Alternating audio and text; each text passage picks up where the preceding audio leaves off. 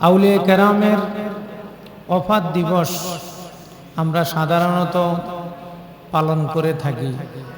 ওনাদের জন্ম দিবস আমরা সাধারণত পালন করি না, ওফাত দিবস পালন করি। ওফাত দিবস পালন করার দরকার কেন? উনি তো ইন্তেকাল করছেন, উনার ওফাত দিবসে আবার মাহফিল করতে হবে কেন? অথবা আপনার বাবারও বা ওফাত দিবস পালন করা দরকার কি? সাহাবায়ে কেরাম তো অন্যান্য সাহাবীর ওফাত দিবস পালন করেন নাই। সাহাবায়ে কেরাম তো এরপরে তাবিন ওনারা তো কারো ওফাত দিবস পালন করতেন না। আমরা কেন ওফাত দিবস পালন করা দরকার? এটা আমাদের আধুনিক সমাজের একটা বড় ধরনের প্রশ্ন হয়ে দাঁড়িয়েছে যে ওফাত দিবস কেন পালন করা দরকার। আমরা মাদ্রাসার শিক্ষক হিসেবে আমরা কিন্তু ভালো ওয়াজ নসিহত করতে পারি না, তবে একটা বিষয়ে ক্লাস নেওয়া যাবে আল্লাহ চাহে তো। কোন একটা বিষয়কে কেন্দ্র করে একটা ক্লাস, এইটাকে মাহফিল মনে না করে আপনারা যদি একটা ক্লাস মনে করেন যে আমরা 30-40 মিনিটের একটা ক্লাসে বসছি, আমরা একটা বিষয় বুঝে তারপরে এখান থেকে উঠব, তাহলে আমাদের জন্য সহজ হবে। আর যদি মনে করে থাকেন ঢাকা থেকে আসছে কত বড় হুজুর, কত সুন্দর ওয়াজ করবে, তাহলে বোধহয় আপনারা বসে থেকে ক্লান্ত হয়ে যাবেন, আপনাদের খুব একটা পোষাবে না, কারণ আমরা ওয়াজ পারি না, তবে ভালো ক্লাস নিতে পারি আলহামদুলিল্লাহ। আমরা একটা প্রশ্ন দিয়ে আলোচনা শুরু করলাম যে ওফাত দিবস পালন করা দরকার কেন। বিভিন্ন নবীর জন্মদিন আল্লাহ তাআলা কোরআনে আলোচনা করেছেন, আমাদের নবীজির জন্মদিন পালন করার দরকার কেন? এই প্রশ্নগুলো আমাদেরকে অনেক সময় খুব ভাবিয়ে তোলে যে উমুকে করে নাই, আমরা কেন করি। এটা একটা মৌলিক বিষয় এবং বুঝার বিষয়। এই বিষয়টা বুঝার জন্য আমরা শরীয়তের কয়েকটা মৌলিক মাসআলা আমরা সমাধান করতে হবে, তাহলে ছোট ছোট প্রশ্নগুলো বুঝানো আমাদের জন্য সহজ হবে। প্রথম মাসালা হলো ইসলামী শরীয়ত, এটা হলো একটা সোহবতের শরীয়ত, সোহবতের ধর্ম। শুধু বই পুস্তক পড়ে ইসলামী জ্ঞান অর্জন করা জায়েজ নাই। ইসলাম এমন একটা ধর্ম, শুধু বই পুস্তক থেকে জ্ঞান অর্জন করে ইসলামে দক্ষ হওয়া, ইসলামী স্কলার হওয়া জায়েজই নেই। যদি আপনাকে ইসলাম বুঝতে হয়, কোরআন বুঝতে হয়, হাদিস বুঝতে হয়, তাহলে যারা বুঝে তাদের কাছে থেকে বুঝে আসতে হবে। এটা হলো একটা মূল মাসআলা। ইসলামী জ্ঞান একা একা অর্জন করা কি নাই, জায়েজ নাই। ইসলামী জ্ঞান অর্জন করতে হবে কিভাবে? যারা আহলে ইলম তাদের সোহবতে থেকে তারপরে শিখে আসতে হবে। এখন কেউ প্রশ্ন করতে পারেন এটা কেন? আমাদের দেশে কত বাংলা বই আছে, বাংলা তাফসির আছে, বাংলা মাসালার বই আছে, আমরা সেগুলো পড়ে আলেম হয়ে যাব, আবার আরেকজনের কাছে গিয়ে শিখতে হবে কেন? আমরা তখন আপনাকে বলবো, আপনি যে আপনার যখন রোগ হয়, আমাদের রোগ হয় না, রোগ ব্যারাম হয়তো আমাদের যখন রোগ হয় তখন আমরা কি করি? ডাক্তারি বই পড়ি না ডাক্তারের কাছে যাই? আমার সাথে কথা বলতে হবে, না তো আমি মনে করবো আপনারা বোধহয় কিছু বুঝেন না, আমি বুঝাইতে পারি না। আমাদের যখন রোগ হয় তখন আমরা কি ডাক্তারি বই কিনি না ডাক্তারের কাছে যাই? আপনাদের সমাজে কি মেধাবী ছেলে সন্তান নাই? আপনাদের এই এলাকায় কি এমন ছেলে নাই যে ইংরেজি পড়তে পারে, ইংরেজি বলতে পারে, ইংরেজি বুঝতে পারে, ইংরেজি বুঝাইতে পারে? কি ভাই আছে কি না? আছে না? ভালো ইংরেজি বলতে পারে, মেধাবী। আচ্ছা, ওই ছেলের যখন রোগ হয় তখন সে কি করে? ডাক্তারি বই কিনে না ডাক্তারের কাছে যায়? কথা বুঝাইতে পারি নাই? যে ছেলেটা ইংরেজি পড়তে পারে, পড়াইতে পারে, বুঝতে পারে, বুঝাইতে পারে, ওই মেধাবী ছাত্রটার যখন রোগ হয়, অসুস্থ হয়, তখন সে কি ডাক্তারি বই কিনে না ডাক্তারের কাছে যায়? কেন? সে কি ডাক্তারি বই কিনে সেখান থেকে বের করে ওষুধ খেতে পারে না? তাহলে এটা করে না কেন? আমরা পৃথিবীর মানুষের এত বোকা হয়ে গেলাম কেন? একজন প্রফেসরের ভিজিট হলো 1500 টাকা ঢাকায়। আপনাদের এলাকায় হয়তো আরো কম হইতে পারে। আমাদের ঢাকা শহরে একজন প্রফেসরের ভিজিট, উনি 5 মিনিট 3 মিনিট আপনাকে দেখবে, এজন্য উনাকে টাকা দিতে হয় কত? 1200 থেকে 1500 টাকা। আপনি এক্স রে করে আনবেন, এক্স রে রিপোর্টটা দেখবে, এই জন্য দিতে হয় 500 টাকা। দ্বিতীয়বার 1 মাসের মধ্যে যদি যান তাহলে দিতে হবে 1000 টাকা। তা আমরা এত বোকা কেন? হাজার হাজার টাকা খরচ করে ডাক্তার দেখাই কেন? আমরা 5000 টাকার বই কিনে ফেলি, এমবিবিএস কোর্সের বইগুলো আমরা কিনে ফেলি। তা আমার ছেলেকে আমরা ইংরেজি শিক্ষিত বানায়া ওকে বলবো যে আব্বু দেখো আমার এখন পেট ব্যথা, কি ওষুধ খেতে হবে বইগুলো পড়ে দেখো। এখন কষ্ট করে বই কেনা লাগবে না, ঔষধের অ্যাপস পাওয়া যায়। আপনারা জানেন কি বিভিন্ন ঔষধ কোম্পানির কি পাওয়া যায়? অ্যাপস পাওয়া যায়, ঔষধের অ্যাপস আছে। আপনি শুধু লিখবেন লিভারের সমস্যা, এই লিভারের সমস্যার সমাধানের জন্য বাংলাদেশের যত ঔষধ কোম্পানি যত ঔষধ বানায়, এটার পার্শ্ব প্রতিক্রিয়া কি, এটা কিভাবে খাবেন, কয়দিন খাবেন, সব অ্যাপসে দেওয়া আছে। এগুলো এখন গুগলে পাওয়া যায়। এরপরে কেউ গুগল দেখে দেখে ওষুধ খায় না, সবাই কিন্তু ডাক্তারের কাছে যায়। কি কখনো কি আপনারা গুগল দেখে ওষুধ খান নাকি ডাক্তারের কাছে যান? তাহলে রোগ হলে কেউ ডাক্তারি বই পড়ে না, রোগ হলে কেউ কি পড়ে না? ডাক্তারি বই পড়ে না। অথচ সে ইংরেজি পারে, সে কার কাছে যায়? ডাক্তারের কাছে যায়। এটা একটা বিদ্যা। এই যে আপনারা যে মসজিদটা বানালেন, এই মসজিদটা কি আপনারা রাজমিস্ত্রির প্ল্যানে বানিয়েছেন নাকি কোনো ইঞ্জিনিয়ারের প্ল্যানে বানিয়েছেন? কি একজন প্রকৌশলী এখানে ড্রয়িং করেছে না? কতটা পিলার হবে, এই পিলারের মধ্যে কত সুতার রড হবে, কোন সুতার রড কয়টা হবে, আপনার যে জালিটা বানটা, জালিটা কত ফুট কত ইঞ্চি পর পর হবে, সব ওই ইঞ্জিনিয়ারিং যে ডিজাইনের যে কাগজ সেখানে কিন্তু লেখা আছে। এই কলমটা কত ফিট নিচে যাবে, ছাদের ভীমটা কতটুকু হবে, সব ওখানে দেওয়া আছে। এই ইঞ্জিনিয়ারিং বইগুলোও কিন্তু ইংরেজিতে পাওয়া যায়। এখন প্রশ্ন হলো, একটা ঘরের একটা দালানের ডিজাইন আনতে 50,000 টাকা খরচ হয়। কত টাকা? যারা পৌরসভার অনুমোদন নিয়ে যারা হাইরেজ বিল্ডিং করেন তাদের একটা ডিজাইনের বই আনতে খরচ হয় কত টাকা? 30 থেকে 50,000 টাকা। তা আপনারা তো বোকা কেন? আপনার ছেলেকে ইংরেজি শিখায় ইঞ্জিনিয়ারিং 10,000 টাকার বই কিনেন, ওকে বলেন এগুলো ডিজাইন করে দিতে। ইঞ্জিনিয়ারের কাছে কেন যান?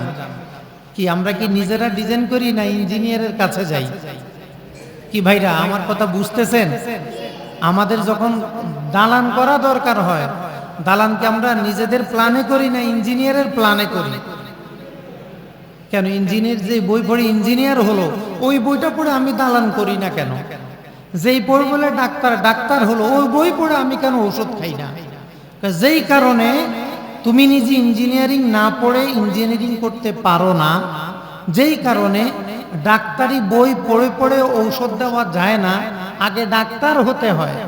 কোনো একজন ডাক্তার মেডিকেল কলেজে 4 বছর পড়তে হয়, 2 বছর ইন্টার্নি করতে হয়, তারপরে ডাক্তারের প্রাথমিক চিকিৎসক এমবিবিএস ডাক্তার হয়। এখন আমাদের সমাজে আমরা সাধারণত এমবিবিএস ডাক্তার দেখাই না, তো ওনারা হলো ছোট ডাক্তার। এই ছোট ডাক্তার পড়তে পড়তে মাথার চুল অর্ধেক পড়ে গেছে। কি পরিমাণ কষ্ট হয়েছে এমবিবিএস হইতে। এখন আমরা খুঁজি এফসিপিএস, এফআরসিএস, বিসিএস আছে কিনা, এগুলো আমরা খুঁজি। তাহলে একজন মেধাবী ছেলে সে পড়াশোনা করতে হয়েছে, একজন ডাক্তারের সান্নিধ্যে 6 বছর থাকতে হয়েছে, তারপর আমরা তাকে ভালো ডাক্তার বলি না। তো এমবিবিএস উনি কি পারে? এমবিবিএস ডাক্তার উনি আর কি পারে? উনাকে আবার 5 বছরের এফসিপিএস কোর্স করতে হয়, 5 বছর এফসিপিএস কোর্স করতে হয়, এরপরে এফআরসিএস করতে হয়, এরপরে বিসিএস দিতে হয়। এইভাবে দিতে দিতে পড়তে পড়তে সহযোগী অধ্যাপক হয়, সহকারী অধ্যাপক হয়, অধ্যাপক হয়, প্রফেসর হয়, তারপরে ভিজিট হয় 1500 টাকা। স্যারে শুধু 1 মিনিট দেখবে 1500 টাকা। তা আমরা মনে করি কত টাকা যে স্যারে পায়, 1 মিনিটে 1500 টাকা, 5 মিনিটে 1500 টাকা। স্যারের টাকা কি দেখছেন আপনি? বিভিন্ন ওষুধ কোম্পানি শেষে যে হাদিয়া দেয়, লাখ লাখ টাকার হাদিয়া দিয়ে যায় স্যারের। কেন দিয়ে যায়? কারণ উনি এই বিষয়ে অভিজ্ঞ। কেন দিয়ে যায়? উনি এই বিষয়ে কি অভিজ্ঞ। আমাদের সমাজের কিছু আধুনিক শিক্ষিত ভাইরা আছে যারা বলে থাকেন কোরআন হাদিস আমি নিজে পড়ব, আমি নিজে গবেষণা করব, বাংলা তো কোরআন হাদিস পাওয়া যায়, বাংলা অনুবাদ পড়ে পড়ে মুফাসসির হওয়ার আগ্রহ দেখান, বাংলা অনুবাদ পড়ে পড়ে মুফতি হওয়ার আগ্রহ দেখান, বাংলা অনুবাদ পড়ে পড়ে মুহাদ্দিস হওয়ার আগ্রহ দেখান। কি ভাই, আমাদের সমাজে আছে না এক দলের ভাই খুব সচেতন, কোনো মাদ্রাসায় পড়ে নাই, কোনো আলেমের দরসে বসে নাই, উনি নিজে নিজে বাংলা পড়ে, বাংলা তাফসির পড়ে, বাংলা ফিকহের বই পড়ে, বাংলা হাদিসের অনুবাদ পড়ে উনি মুহাদ্দিস হবে, উনি মুফাসসির হবে, উনি মুফতি হবে, উনি অনেক কিছু হবে, কিন্তু উনি কিন্তু ইংরেজি পড়ে পড়ে নিজে নিজে ডাক্তার হয় না, উনি কিন্তু ইংরেজি পড়ে নিজে নিজে ইঞ্জিনিয়ার হয় না, উনি শুধু নিজে নিজে পড়ে আলেম হতে চায়। আমাদের প্রশ্নটা এখানে, নিজে নিজে পড়ে যদি ডাক্তার হওয়া না যায়, নিজে নিজে পড়ে যদি ইঞ্জিনিয়ার হওয়া না যায়, নিজে নিজে পড়ে যদি বিজ্ঞানী হওয়া না যায়, তো নিজে নিজে পড়ে আলেম হও কিভাবে? আমার এই মশলাটাকে আপনারা বুঝছেন? এটা যুক্তি দিলাম আপনাদেরকে, দলিল দিনে কিন্তু যুক্তি দিয়েছি, যুক্তি যে নিজে নিজে পড়ে ডাক্তার হওয়া যায় না, যায়? নিজে নিজে পড়ে ডাক্তার হওয়া যায়? যায় না। নিজে নিজে পড়ে ইঞ্জিনিয়ার হওয়া যায়? যায় না। নিজে নিজে পড়ে বিজ্ঞানী হওয়া যায়? যায় না।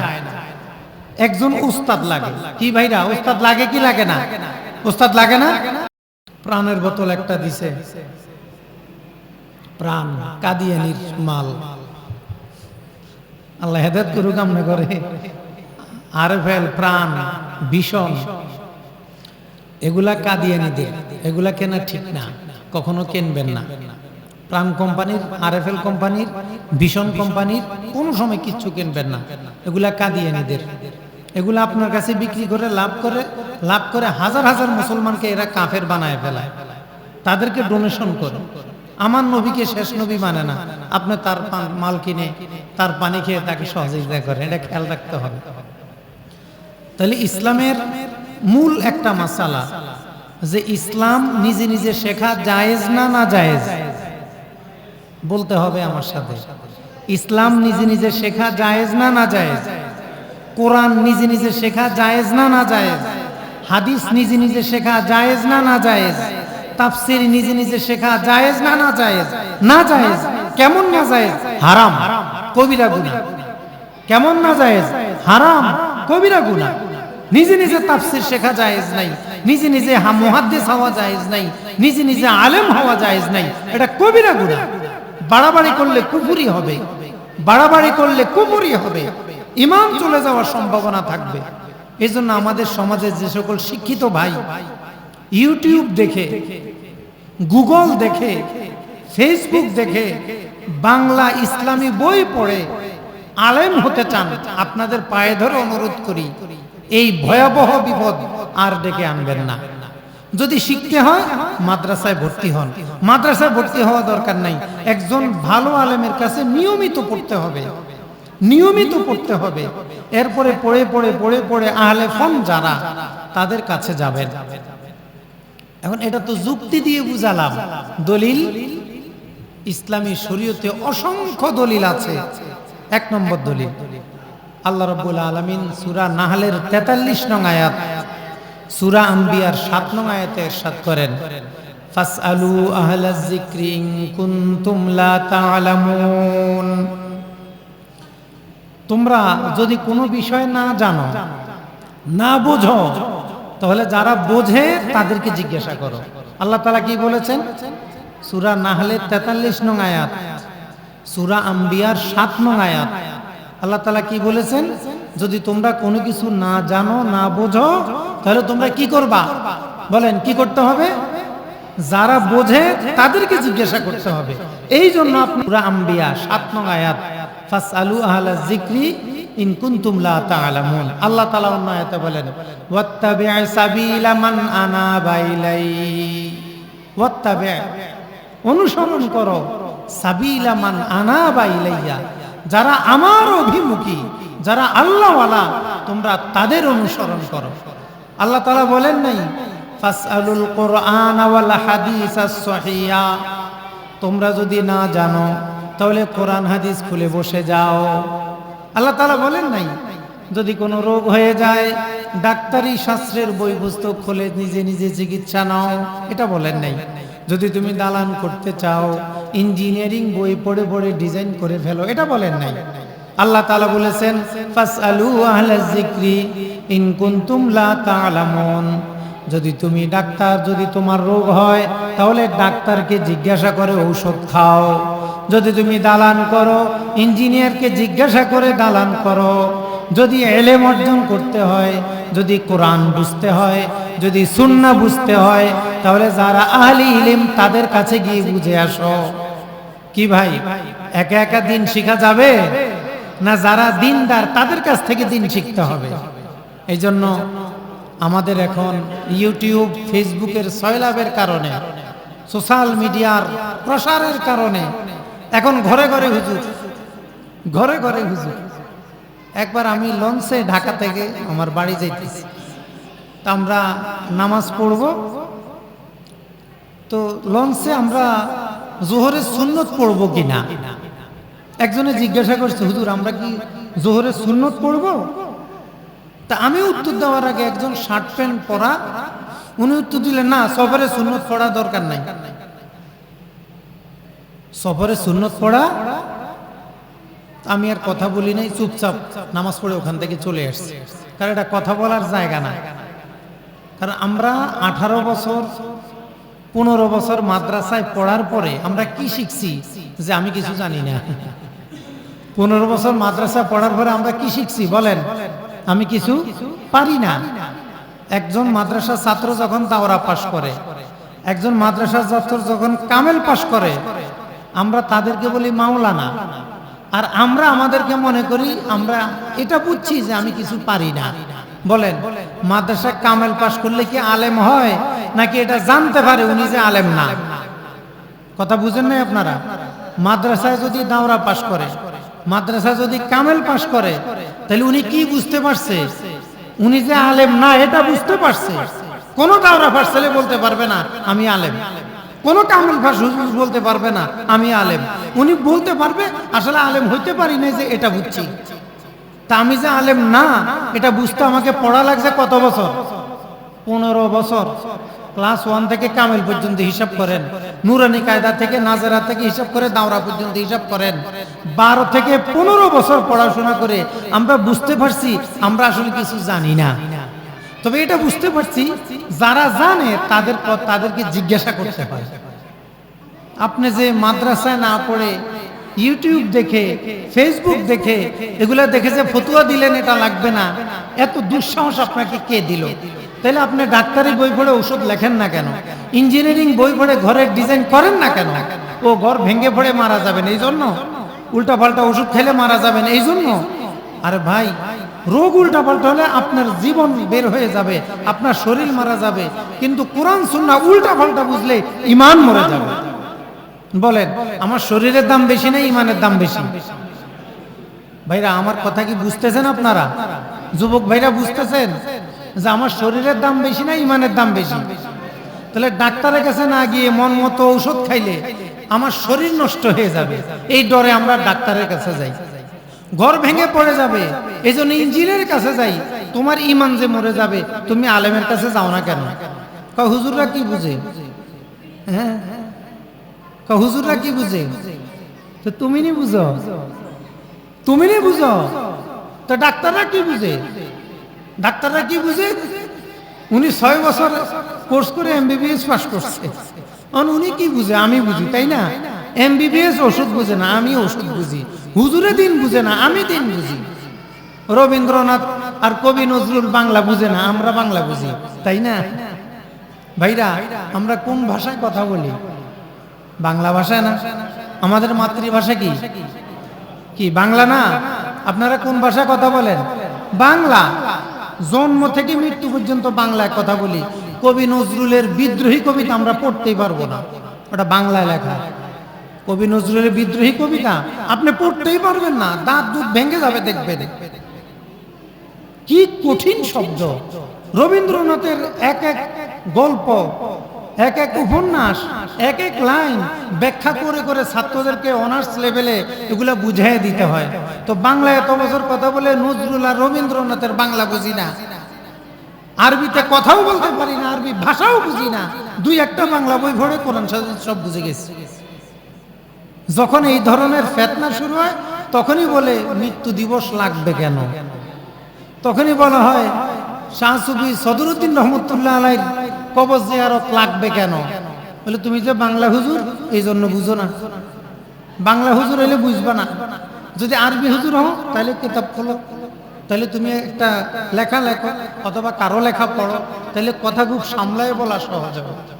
এজন্য ভাইরা আমরা প্রথমে বলেছি একটি মূল মাসালা আমাদেরকে শিখতে হবে যে কোরআন হাদিসের জ্ঞান, কোরআন হাদিসের আহকামের জ্ঞান, বিধিবিধানের জ্ঞান, জায়েজ না জায়েজের জ্ঞান কখনো একা একা শেখা যাবে কি? আপনারা বুঝছেন ভাই? কোরআন হাদিসের হালাল হারামের জ্ঞান কখনো একা একা শেখা যাবে? যদি কেউ একা একই শেখে সে গুমরাহ, কেউ যদি একা একই শিখে সে কি? গুমরাহ, সে বাতিল, সে বাতিল, সে বাতিল, সে পথভ্রষ্ট।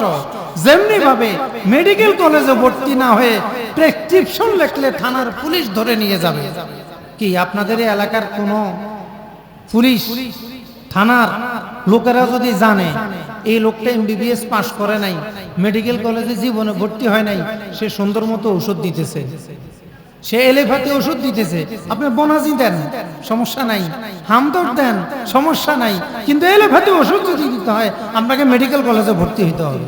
কেউ যদি এটা না হয়ে ওষুধ লেখা শুরু করে, কি ভাই পুলিশ তাকে অ্যারেস্ট করবে না? ঠিক তেমনি ভাবে কোন উস্তাদের কাছে যারা দিন শিখবে না, কোন আলেমের কাছে যারা তাফসীর শিখবে না, কোন আলেমের কাছে যারা হাদিস শিখবে না, এরা যখন হাদিস বলা শুরু করবে, এরা যখন হালাল হারাম বলা শুরু করবে, তখন আল্লাহর ফেরেশতারা এদেরকে অ্যারেস্ট করে জাহান্নামে নিয়ে যাবে। নাউজুবিল্লাহ মিন যালিক। এই জন্য আমরা প্রথম মাসালা বুঝলাম যে দিন ইলম অর্জন করতে হবে একা একা না আলেম ওলামার কাছে গিয়ে। কি ভাইরা, কার কাছ থেকে? আলেম ওলামার কাছ থেকে। আমরা একটা দলিল কি দিলাম? ফাসআলু আহলা যিকরি ইন কুনতুম লা তা'লামুন। আল্লাহ তাআলা বললেন তোমরা যদি কোনো বিষয় না জানো, যারা জানে তাদেরকে জিজ্ঞাসা করো। অন্য সূরায় আল্লাহ তাআলা বললেন যারা আল্লাহওয়ালা তোমরা তাদের পথ অনুসরণ করো।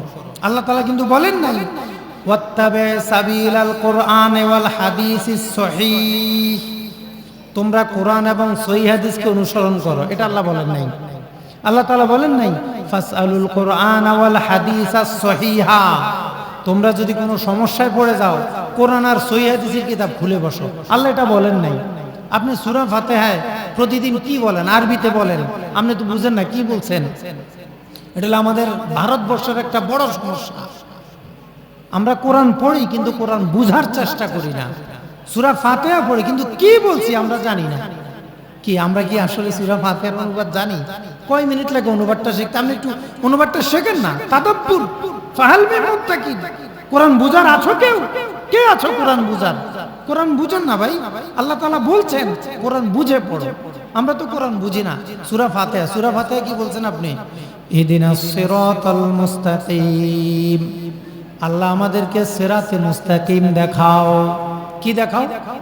সিরাতে মুস্তাকিম মানে কি? জান্নাতে যাওয়ার রাস্তা। ভাইরা সিরাতে মুস্তাকিম কি? বলেন সিরাতে মুস্তাকিম কি? জান্নাতে যাওয়ার রাস্তা। আমাদের মূল বাড়ি কোথায় বলতে পারেন? আমরা কোথায় ছিলাম? জান্নাতে। কোথায় ছিলাম? মনে নাই, ভুলে গেছেন সব আপনারা। আমরা কোথায় ছিলাম? জান্নাতে। আল্লাহ তাআলা আমাদেরকে জিজ্ঞাসা করেন আলাস্তু বিরাব্বিকুম, এই আদমের বাচ্চারা বলো আমি কি তোমাদের রব নই? জান্নাতে ছিলাম। আমরা কোথায় ছিলাম ভাই? কোথায় ছিলাম? আমরা মূলত সবাই জান্নাতি মানুষ। পৃথিবীর প্রতিটি মানুষ জান্নাতি হয়ে পৃথিবীতে আসে। বলেন পৃথিবীর প্রতিটি মানুষ কি হয়ে আসে? কুল্লু মাউলুদিন ইউলাদু আলাল ফিতরা, প্রতিটি মানুষ জান্নাতি হয়ে পৃথিবীতে আসে। ফাবাওয়াহু ইয়াউদানি আও ইউনাসসিরানিহি আও ইউমাজ্জিসানিহি, তার মা বাবা তাকে খ্রিস্টান বানায়, ইহুদি বানায়, ফাসেক বুজ্জার বানায়। প্রতিটি মানুষ জান্নাতি হয়ে পৃথিবীতে আসে। আমাদের মূল বাড়ি কোথায় ভাই? কি আপনার এই দুনিয়ার বাড়ি এটা আপনার মূল বাড়ি? আপনি ফাটারি, আপনি ভুইয়া, আপনি গাজী, আপনি অমুক তমক, এগুলো কি আপনার আমার মূল পরিচয়? আমাদের মূল বাড়ি কোথায় বলেন? আমাদের মূল বাড়ি কোথায়? জান্নাতে। আমাদের মূল বাড়ি কোথায়? জান্নাতে। তো দুনিয়াতে আল্লাহ তাআলা আমাদেরকে একটু সফর করতে পাঠাইছে, সফর করে আসো, একটু ঘুরে আসো। জান্নাতে যে থাকবা কিছু মাল সামানা নিয়ে আসো। তো দুনিয়া আসছি আমরা মনে করেন কৃষি কাজ করতে। একজন কৃষক খেতে যখন যায় কোল বালিশ নিয়ে যায়, কথা কোন না? কৃষক যখন খেতে যায় কোল বালিশ নিয়ে যায়, লেপ তোষক নিয়ে যায়, কি নিয়ে যায়? কোদাল, খন্তা, কুড়াল, কাঁচি, উথাল, এগুলা নিয়ে যায়। এখন কোন কৃষক যদি লেপ তোষক নিয়ে ধান খেতে যায়, ক্ষেত নিরাইতে, ও তো ঘুমাবে, ক্ষেত পরিষ্কার হবে না, ধান হবে না। কারণ ও খেতে গেছে, ফসল উৎপন্ন করবে, আবার চলে আসবে, ঘরে থাকবে, আবার খেতে যাবে, আবার চলে আসবে, ধান পাকবে, ধান নিয়ে চলে আসবে, চাউল বানিয়ে নিয়ে আসবে, আবার তরকারি নিয়ে আসবে, সে থাকবে ঘরে। একজনে বাজারে যায়, বাজারে কেউ কি থাকতে যায় ভাই? কথাগুলো বুঝতে হবে। বাজারে কেউ কি থাকতে যায় না বাজার করে ঘরে আসে? অনেকে যদি ল্যাপটপ নিয়ে বাজারে যায়, যে বাজারের থেকে যাই, এটাকে কি সুস্থ মানুষ বলবে না অসুস্থ বলবে? অসুস্থ বলবে। এখন আসেন, আমাদের মূল বাড়ি কোথায়? ভুলে গেছেন? আমাদের মূল বাড়ি কোথায়? আমার সাথে কথা না বললে, আমরা তো শিক্ষক, আমরা কিন্তু ওয়াইজ না, আমার সাথে কথা বলবেন না, কিন্তু আমরা আলোচনা বন্ধ হয়ে যাবে। আমাদের মূল বাড়ি কোথায়? জান্নাতে। হযরত আদম আলাইহিস সালাম সহ আমরা মূলত কোথায় ছিলাম? জান্নাতে। আমাদের আম্মাজান হাওয়া আলাইহাস সালাম তিনি কোথায় ছিলেন? জান্নাতে। উনাদেরকে আল্লাহ তাআলা দুনিয়া পাঠিয়েছেন একটু কৃষি কাজ করার জন্য, একটু বাজার করে চলে আসবে এই জন্য।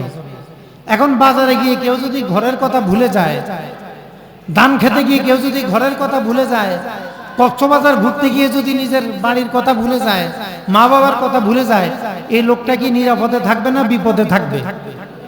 কি ভাইরা, নিরাপদে না বিপদে? কেন কেন কেন বিপদে থাকবে? কারণ সে তার মূল বাড়ি ভুলে গেছে। কেন বিপদে থাকবে? মূল বাড়ি ভুলে গেছে। এখন ওখানে কোথায় থাকবে সে? তাকে টাকা পয়সা কে দিবে? তার থাকা খাওয়ার কি হবে? চাকরি বাকরি কি হবে? এজন্য তার জন্য বিপদ, মহা বিপদ। আল্লাহ তাআলা আমাদেরকে দুনিয়াতে পাঠিয়েছেন বাজার করার জন্য। আল্লাহ তাআলা আমাদেরকে দুনিয়াতে পাঠিয়েছেন ধান খেতি করার জন্য। আল্লাহ তাআলা আমাদেরকে কয়েকদিন ঘোরার জন্য পাঠিয়েছেন, যে ঘুরে ঘুরে আবার জান্নাতে চলে আসবা। এখন আমরা দুনিয়াতে আসার পরে কি সমস্যা হয়েছে বলেন? কি সমস্যা হয়েছে আমাদের?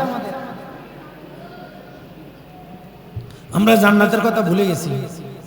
ওই যুবক ভাইরা মোবাইল টিপতে টিপতে জান্নাতের কথা ভুলে গেছে। ওই দোকানদারের দোকান বেচা কিনা হয় না, এই জন্য একটা খোদার গজব বসায় রাখছে টিভি কিনে আমরা জান্নাতের কথা ভুলে গেছি। ডিশ লাগায় জান্নাতের কথা ভুলে গেছি। দুনিয়া পেয়ে জান্নাতের কথা ভুলে গেছি। টাকা পয়সা পেয়ে জান্নাতের কথা ভুলে গেছি। দালান কোঠা করে জান্নাতের কথা ভুলে গেছি। ব্যবসা করতে গিয়ে জান্নাতের কথা ভুলে গেছি। নিজের বাড়ির কথা ভুলে গেছি। বাজারে গিয়ে বাড়ির কথা ভুলে গেছি। আমাদেরকে স্মরণ করায় দেওয়ার জন্য আল্লাহ তাআলা লক্ষাধিক নবী রাসূলকে পাঠিয়েছেন। কিয়ামত পর্যন্ত আলেম ওলামাকে ঠিক করে দিয়েছেন যে তোমরা একটু স্মরণ করায় দিবা, তোমরা একটু স্মরণ করায় দিবা যে তোমাকে বাড়ি যেতে হবে, তুমি কিন্তু এখানে কয়েকদিনের জন্য আসছো, তোমাকে তাড়াতাড়ি চলে যেতে হবে। এই জন্য আমাদেরকে স্মরণ করায় দেওয়ার জন্য আল্লাহ তাআলা কিছু আলেম ওলামা যুগে যুগে নবী রাসূলদেরকে পাঠাইছেন। তাহলে আমাদের মূল বাড়ি কোথায় ভাই? কোথায়? তা আমাদের গন্তব্য কোথায়? কোথায়? আমরা কি আমাদের গন্তব্য কি বাজারে না জান্নাতে? বাজারে না জান্নাতে? ব্যবসায় না জান্নাতে? চাকরিতে না জান্নাতে? মুমিন প্রত্যেকটা কাজ করার সময় যদি এটা মনে রাখে, আমার বাড়ি জান্নাতে, আমি জান্নাতি, যাব জান্নাতে, আমি জান্নাতি, যাব জান্নাতে, তাহলে দেখবেন আস্তে আস্তে নিজের পরিচয় বোঝা সহজ হবে, আস্তে আস্তে নিজেকে গুছানো সহজ হবে। এই জন্য আল্লাহ তাআলা কোরআনে বললেন, ওয়াত্তাবে সাবিলা মান আনাবা ইলাইয়া, যারা জান্নাতি মানুষ তোমরা তাদের অনুসরণ করো। সূরা ফাতিহা আমাদেরকে আল্লাহ তাআলা শিখাইলেন, ইহদিনাস সিরাতাল মুস্তাকিম, আল্লাহ জান্নাতে যাওয়ার রাস্তা দেখায় দেন। ইহদিনা, আল্লাহ আমাদেরকে দেখায় দেন। খেয়াল করেন, ইহদিনা, আল্লাহ আমাদেরকে দেখায় দেন। আস-সিরাতাল মুস্তাকিম, জান্নাতে যাওয়ার রাস্তা দেখায় দেন। জান্নাতের যাওয়ার রাস্তা কোনটা? আল্লাহ তাআলা বললেন, সিরাতাল লাযিনা আন'আমতা আলাইহিম, আল্লাহ তাআলা যেই সকল ব্যক্তির উপরে অনুগ্রহ করেছেন তাদের রাস্তা হলো জান্নাতের রাস্তা। আনআমতা আলাইহিম, আল্লাহ তাআলা যাদের উপরে অনুগ্রহ করেছেন, আল্লাহ তাআলা যাদেরকে বিশেষভাবে নির্বাচন করেছেন, ওই নির্বাচিত ওই সিলেক্টেড ব্যক্তিদের রাস্তা, পথ, মত হলো জান্নাতে যাওয়ার রাস্তা, সিরাতে মুস্তাকিম। অন্য আয়াতে আল্লাহ তাআলা বললেন ফাউলাইকা আনামাল্লাহু আলাইহিম মিনান নাবিয়্যিন ওয়াস সিদ্দীকিন ওয়াস শুহাদাই ওয়াস সালিহিন। চার শ্রেণীর মানুষ, নবী, সিদ্দিক, শুহাদা, সালেহিন। এই চার শ্রেণীর মানুষের যেই পথে চলবে এই পথটা হলো জান্নাতে যাওয়ার রাস্তা। এখানে কিন্তু আল্লাহ তাআলা বলেন নাই ইহদিনাস সিরাতাল মুস্তাকিম সিরাতাল কুরআন ওয়াল হাদিসিস সহিহ। আল্লাহ সিরাতে মুস্তাকিম দেখান, কোরআন হাদিসের রাস্তা হলো সিরাতে মুস্তাকিম, আল্লাহ এটা বলেন নাই। কোরআন হাদিসের রাস্তা সিরাতে মুস্তাকিম এটা বলেন নাই। যারা কোরআন হাদিস বুঝেছে, আমল করেছে, আপাদমস্তক 24 ঘন্টায় কোরআন হাদিসকে বাস্তবায়ন করেছে, তাদের রাস্তা হলো সিরাতে মুস্তাকিম। তাহলে দেখেন, আমরা যখন হেদায়েত চাই তখন আল্লাহ তাআলা আমাদের কি কোরআন হাদিসের কাছে যেতে বলেছে, না যারা কোরআন হাদিসের উপর বিশেষজ্ঞ তাদের কাছে যেতে বলেছে? কথা বুঝেন নাই? কোরআন হাদিস বিশেষজ্ঞ তাদের পেতে চাও, যারা কোরআন সুন্নাহ বিশেষজ্ঞ তাদের কাছে যাও। সাবধান, নিজে নিজে কোরআন সুন্নাহ খুললে জান্নাতের রাস্তা পাবা না। জান্নাতের রাস্তা নিজে নিজে খুঁজে পাবা না। যেমনি ভাবে যতই ইংরেজি জানো, যতই মেধাবী হও না কেন, নিজে নিজে ডাক্তারি বই পড়লে ঔষধ খুঁজে পাবা না। যতই ইংরেজি জানো, যতই মেধাবী হও, যতই সাধনা করো, নিজে নিজে ইঞ্জিনিয়ারিং বই পড়লে ডিজাইন করতে পারবা না, প্ল্যান দিতে পারবা না। তেমনি ভাবে একা একা কোরআন হাদিস পড়েও তুমি কখনো জান্নাতে যাওয়ার রাস্তা খুঁজে পাবা? আপনারা কি এই মশালাটা বুঝছেন? এটা হলো আজকের ওয়াজের 1 নম্বর মাসালা। একা একা কোরআন হাদিস, কোরআন সুন্নাহ পড়া না জায়েজ। একা একা কোরআন সুন্নাহর হালাল হারামের জ্ঞান অর্জন করা না জায়েজ। হ্যাঁ, একা একা পড়া যাবে। কোনগুলো? ফাজাইলে আমল, নামাজের ফজিলত একা একা পড়েন, বাংলাটা খুলে পড়েন। ইমাম বুখারী রাহমাতুল্লাহ আল-আদাবুল মুফরাদ পড়েন, ইমাম নববী রাহমাতুল্লাহ রিয়াজুস সালিহিন পড়েন। এগুলো হলো ফজিলতের হাদিস, এখানে কোনো আহকাম নাই, হালাল হারামের কিছু নাই। এগুলো পড়েন, বাংলা পড়েন, খুব ভালো। কিন্তু হালাল হারামের জ্ঞান, কোরআন সুন্নাহ পড়ে হালাল হারামের জ্ঞান যদি অর্জন করতে হয়, আপনাকে কোন একজন আলেমের দরসে ভর্তি হতে হবে। তাহলে বলেন 1 নম্বর মাসালা, আপনার কি মুরব্বীরা বুঝছেন? ভাইরা কি, যুবক ভাইরা বুঝছেন? দিন কি একা একা অর্জন করব, না আলেমদের কাছ থেকে শিখব? কার কাছ থেকে শিখব? আল্লাহর ওলি শাহ সুফি সদরউদ্দিন রহমতুল্লাহ আলাইহি, তিনি ওসি ছিলেন। কি ছিলেন জানেন না আপনারা? উনি ওসি ছিলেন। ওসি, দারোগা থেকে প্রমোশন পেয়ে ওসি হয়েছেন। ওসি হওয়ার পরে এক আল্লাহওয়ালার খেদমত করতে গিয়ে একটু দোয়া নিছেন, জামা কাপড় ধুই দিছেন, দোয়া নিছেন, আল্লাহ তোমাকে পাক সাফ করে দিক। এই দোয়া পাওয়ার পর ওনার মধ্যে আলেমদের দর্শে বসার একটা আগ্রহ গালেব হয়ে গেল যে আমাকে কোরআন হাদিস শিখতে হবে, কোরআন সুন্নাহ শিখতে হবে। এই জন্য উনি সেই উনার এলাকা ছেড়ে, উনার এলাকা কোথায়? যশোর। ওখান থেকে উনি চলে গেছেন কলকাতা আলিয়া, যেটা বর্তমানে ঢাকা আলিয়া। এটা আগে কোথায় ছিল? কলকাতা আলিয়া, ইন্ডিয়ার কলকাতায় আলিয়া। তিনি সেখান থেকে কলকাতা আলিয়া চলে গেছেন, সেখানে লেখাপড়া করছেন, আলেম হয়েছেন, ক্লাসে ক্লাসে পাস করছেন, আলেম হয়েছেন। আবার আপনাদের এই এলাকায় এসে উনি আবার 6 বছর মোতালাক করছেন, পড়াশোনা করছেন, পড়তে পড়তে জবরদস্ত আলেম হয়েছেন। এরপরে মানুষকে দিন বুঝানো শুরু করছেন। তাহলে শাহ সুফি সদরউদ্দিন রহমতুল্লাহ আলাইহি উনি কি নিজে নিজে পড়ছেন, না আলেমদের দরসে বসছেন? আলেমদের দরসে বসছেন, শিখছেন। এবং একজন কামেল পীর মুজাজ্জামান আবু বকর সিদ্দিক আল কুরাইশি রহমাতুল্লাহ হাতে ইলমে মারিফত শিক্ষা করছেন। শিক্ষা করে তারপরে উনি বলছেন যে এবার তুমি মানুষকে হেদায়েতের নূর বিতরণ করো। এবার তিনি আপনাদের এলাকায় আসছেন। উনার খানকা, উনার মুরিদ এই আরাকানে আছে, আমাদের যে পাশে রাখাইন রাজ্য, সেখানেও উনি দাওয়াতি কাজ করছেন, আপনাদের এই এলাকায় দাওয়াতি কাজ করছেন। তাহলে দিন শিখতে হলে একা একা শিখবো, না আলেমের কাছে গিয়ে শিখবো? আলেমের কাছে গিয়ে শিখবো। এই একটা মাসালা কি আপনাদের হল হয়েছে ভাই? তাহলে আজকে এখন থেকে আমরা আর ফেসবুক থেকে কোরআন সুন্নাহ শিখবো না, এখন থেকে আমরা ইউটিউব থেকে কোরআন সুন্নাহ শিখবো না। আমাদের যুবক ভাইদের একটা অভ্যাস হয়ে গেছে, কিছু হলে ইউটিউবে সার্চ দেয় এই সম্পর্কে হুজুররা কি বলে। আপনারা মনে করেন আপনারা কেউ তো আমাকে চেনেন না, আমি ঢাকা থেকে আসছি, আমি পর্দা করি কি করি না আপনারা কি জানেন?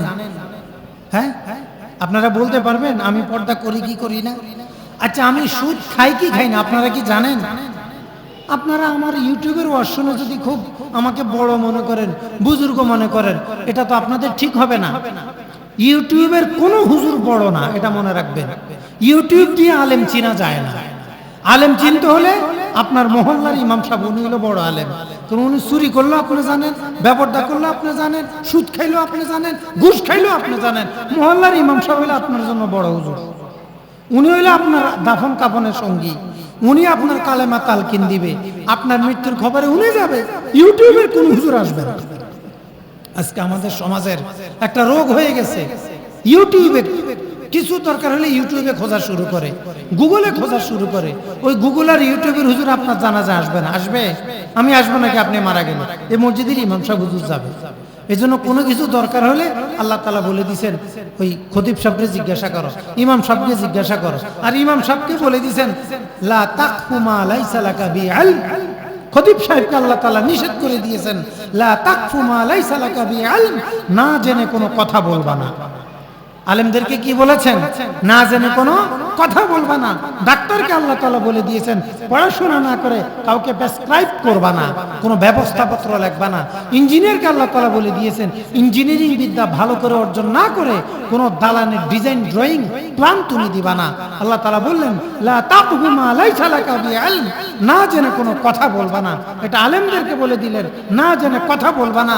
সাধারণ মানুষকে বলে দিলেন যদি কিছু জিজ্ঞাসা করা লাগে হুজুরকে জিজ্ঞাসা করো। সাহাবায়ে কেরাম 1,24,000 14,000 বিভিন্ন গণনা, লক্ষাধিক সাহাবায়ে কেরাম। উনাদের যদি কোনো মাসালা প্রয়োজন হতো উনারা সাহাবায়ে কেরামদের থেকে যারা আলেম তাদেরকে জিজ্ঞাসা করতেন। ভাইরা, সাহাবায়ে কেরাম সবাই তো নবীজির মুস্তাহিদ সাহাবী ছিলেন না। মুস্তাহিদ ইমাম মানে বড় বড় আলেম সাহাবী মাত্র 15 থেকে 20 জন, 15 থেকে 20 জন আজিমুস শান মুস্তাহিদ পর্যায়ের সাহাবী। আর বাকি লক্ষাধিক সাহাবী সবাই সাধারণ মুসলমান, সাধারণ মুসলমান। উনাদের কোনো মাসালা জানলে উনারা কি করতেন? যারা মুস্তাহিদ সাহাবী তাদেরকে জিজ্ঞাসা করতেন। মদিনার সাহাবায়ে কেরামের কোনো মাসালা দরকার হলে উনারা যায়েদ রাদিয়াল্লাহু তাআলার কাছে যেতেন, আম্মাজান আয়েশা রাদিয়াল্লাহু তাআলার কাছে যেতেন। মক্কার সাহাবীদের কোনো মাসালা দরকার হলে আব্দুল্লাহ ইবনে আব্বাস রাদিয়াল্লাহুকে জিজ্ঞাসা করতেন। ইয়ামানের সাহাবীদের তাবিদের কোনো মাসালা দরকার হলে মুয়াজ বিন জাবাল রাদিয়াল্লাহু তাআলাকে জিজ্ঞাসা করতেন। ইরাকের সাহাবী তাবি করে কখনো বলতেন না যে হুজুর এটা কোথায় আছে। আদব শিখেন, আদব। আপনি ডাক্তারকে যখন বললেন যে স্যার আমার 6 মাস ধরে পেট ব্যথা, মাথা ব্যথা, ডাক্তারে যখন ঔষধ লেখে আপনি কি জিজ্ঞাসা করছেন স্যার আপনার এই ঔষধের রেফারেন্সটা দেন, কোন বইতে আছে? কি ভাইরা, আপনারা কি কোনো ডাক্তারকে বলেন যেটা কোন বইতে আছে একটু বইয়ের নাম পৃষ্ঠা খণ্ড নম্বর লিখে দেন? ইঞ্জিনিয়ারকে বলছেন আপনি যে রডের সুতা কলামের দূরত্ব এগুলো যে ড্রয়িং করলেন এটা কোন বইতে আছে পৃষ্ঠা নম্বর সহ লিখে দেন? কি ভাই, কোন ইঞ্জিনিয়ার কি কোনো রেফারেন্স দেয়? কথা বলতে হবে। কোন ইঞ্জিনিয়ার কি রেফারেন্স দেয়? কোন ডাক্তার কি রেফারেন্স দেয়? না রেফারেন্স ছাড়াই লেখে। এবং সেই ঔষধ আমরা খাই কিনা, রেফারেন্স ছাড়া ঔষধ খাই কিনা, কোন ডাক্তারকে যেমন রেফারেন্স জিজ্ঞাসা করা বেয়াদবি, কোন সাধারণ মানুষ কোন আলেমকে রেফারেন্স জিজ্ঞাসা করা আরো মস্ত বড় বেয়াদবি। এটা বেয়াদব, আস্তা বেয়াদব। এটা ধরে ঝুলাই রাখতে হবে কলা গাছের লগে। বেয়াদব, তুই ডাক্তারকে জিজ্ঞাসা করস না কেন? আহাম্মক কথাকার। তুই ইঞ্জিনিয়ারকে জিজ্ঞাসা করস না কেন? তোর সাহস থাকলে ডাক্তারকে জিজ্ঞাসা কর, বল যে ডাক্তার সাহেব আপনি যে লিখছেন ওষুধ 3 বার খেতে হবে, সকালে একবার, দুপুরে একবার, রাতে একবার, 5টা ওষুধ দিয়েছেন, এটা কোন বইতে আছে পৃষ্ঠা খণ্ড নম্বর সহ লিখে দেন। কেন জিজ্ঞাসা করো না? তুমি ডাক্তারকে জিজ্ঞাসা করো না, তো আলেমকে কেন জিজ্ঞাসা করো? হ্যাঁ, জিজ্ঞাসা করতে পারে কে? এক ডাক্তার আরেক ডাক্তারকে জিজ্ঞাসা করতে পারে যে ভাই আমার মেডিকেল সায়েন্সে তো এই ওষুধ প্রেসক্রাইব হয় না, আপনি যে প্রেসক্রাইব করেছেন, ব্যবস্থাপত্র লিখেছেন, কোথায় পেয়েছেন একটু আমাকে বুঝিয়ে দেন। একজন ডাক্তার আরেকজন ডাক্তারের কথা বুঝতে পারে, একজন ইঞ্জিনিয়ার কথা বুঝতে পারে, কিন্তু রোগী কিন্তু কখনো ডাক্তারকে মূল্যায়ন করতে পারে কি? ভাই আমার কথাটা কি বুঝছেন আপনারা? তো ডাক্তারের ক্ষেত্রে যে নিয়ম, দ্বীনের ক্ষেত্রে একই নিয়ম। আল্লাহ তাআলা এই কথাটাই বলেছেন, সাহাবায়ে কেরাম এটাই করেছেন যে কোন সাহাবীর যদি কোনো মাসালা জানার দরকার হতো, মুস্তাহিদ সাহাবীদেরকে জিজ্ঞাসা করতেন, কিন্তু কখনো রেফারেন্স জিজ্ঞাসা করতেন না। হ্যাঁ, যদি কোনো মুস্তাহিদ সাহাবী আরেক মুস্তাহিদ সাহাবীকে জিজ্ঞাসা করতেন, তখন বলতেন তুমি কি নবীজির কাছ থেকে শুনেছো, কোথায় পেয়েছো এটা? তখন উনি হাওয়ালা পেশ করতেন। অতএব ডাক্তারকে হাওয়ালা দিবে, বিজ্ঞানীকে রেফারেন্স করবে, ইঞ্জিনিয়ারকে রেফারেন্স করবে। আমরা যারা ঘর বাড়ি বানাই, আমরা কিন্তু কখন ইঞ্জিনিয়ার ডাক্তারের কাছে রেফারেন্স চাওয়ার অধিকার রাখি না। কি মাসালাটিকে আপনারা বুঝতে পেরেছেন? আজকে আমাদেরকে জিজ্ঞাসা, হুজুর দলিল দেন, দলিল দেন। তুমি দলিল বুঝবা? তুমি কি দলিল বুঝবা? আমরা যদি হরকতগুলো উঠাই দেই, যে জবর পেশ আছে না ভাই, আপনারা কোরআন শরীফ পড়ছেন না? যে জবর পেশ, হামজা লাম জবর আল, হামিম জবর হাম, দাল পেশ দু, আলহামদু পড়ছি না আমরা মক্তবে? এই হরকতগুলো যদি উঠাই দেই, তুমি তো পড়তে পারবা না, তুমি তো করে তাকায় থাকবা। কিন্তু হরকতগুলোর কারণে আমাকে পড়তে কষ্ট হয়। হরকত উঠাই দিলে আমরা দৌড় দিয়ে পড়তে পারি। আমরা 15 বছর পড়ছি না, মাদ্রাসা পড়ছি না, তাই এটা তো আমাকে কাম, এটা তুমি কেন নিলা? এখন দেখেন, এখন আমাদেরকে বলবে যারা মাযহাব মানে সব অন্ধ অনুসরণ করে। আমাদেরকে কি বলে বলেন? আমরা নাকি মাযহাব মেনে অন্ধ অনুসরণ করি।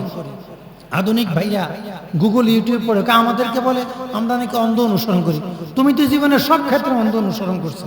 তুমি যে গাড়ি তুলছো, ড্রাইভারের লাইসেন্স চেক করছো?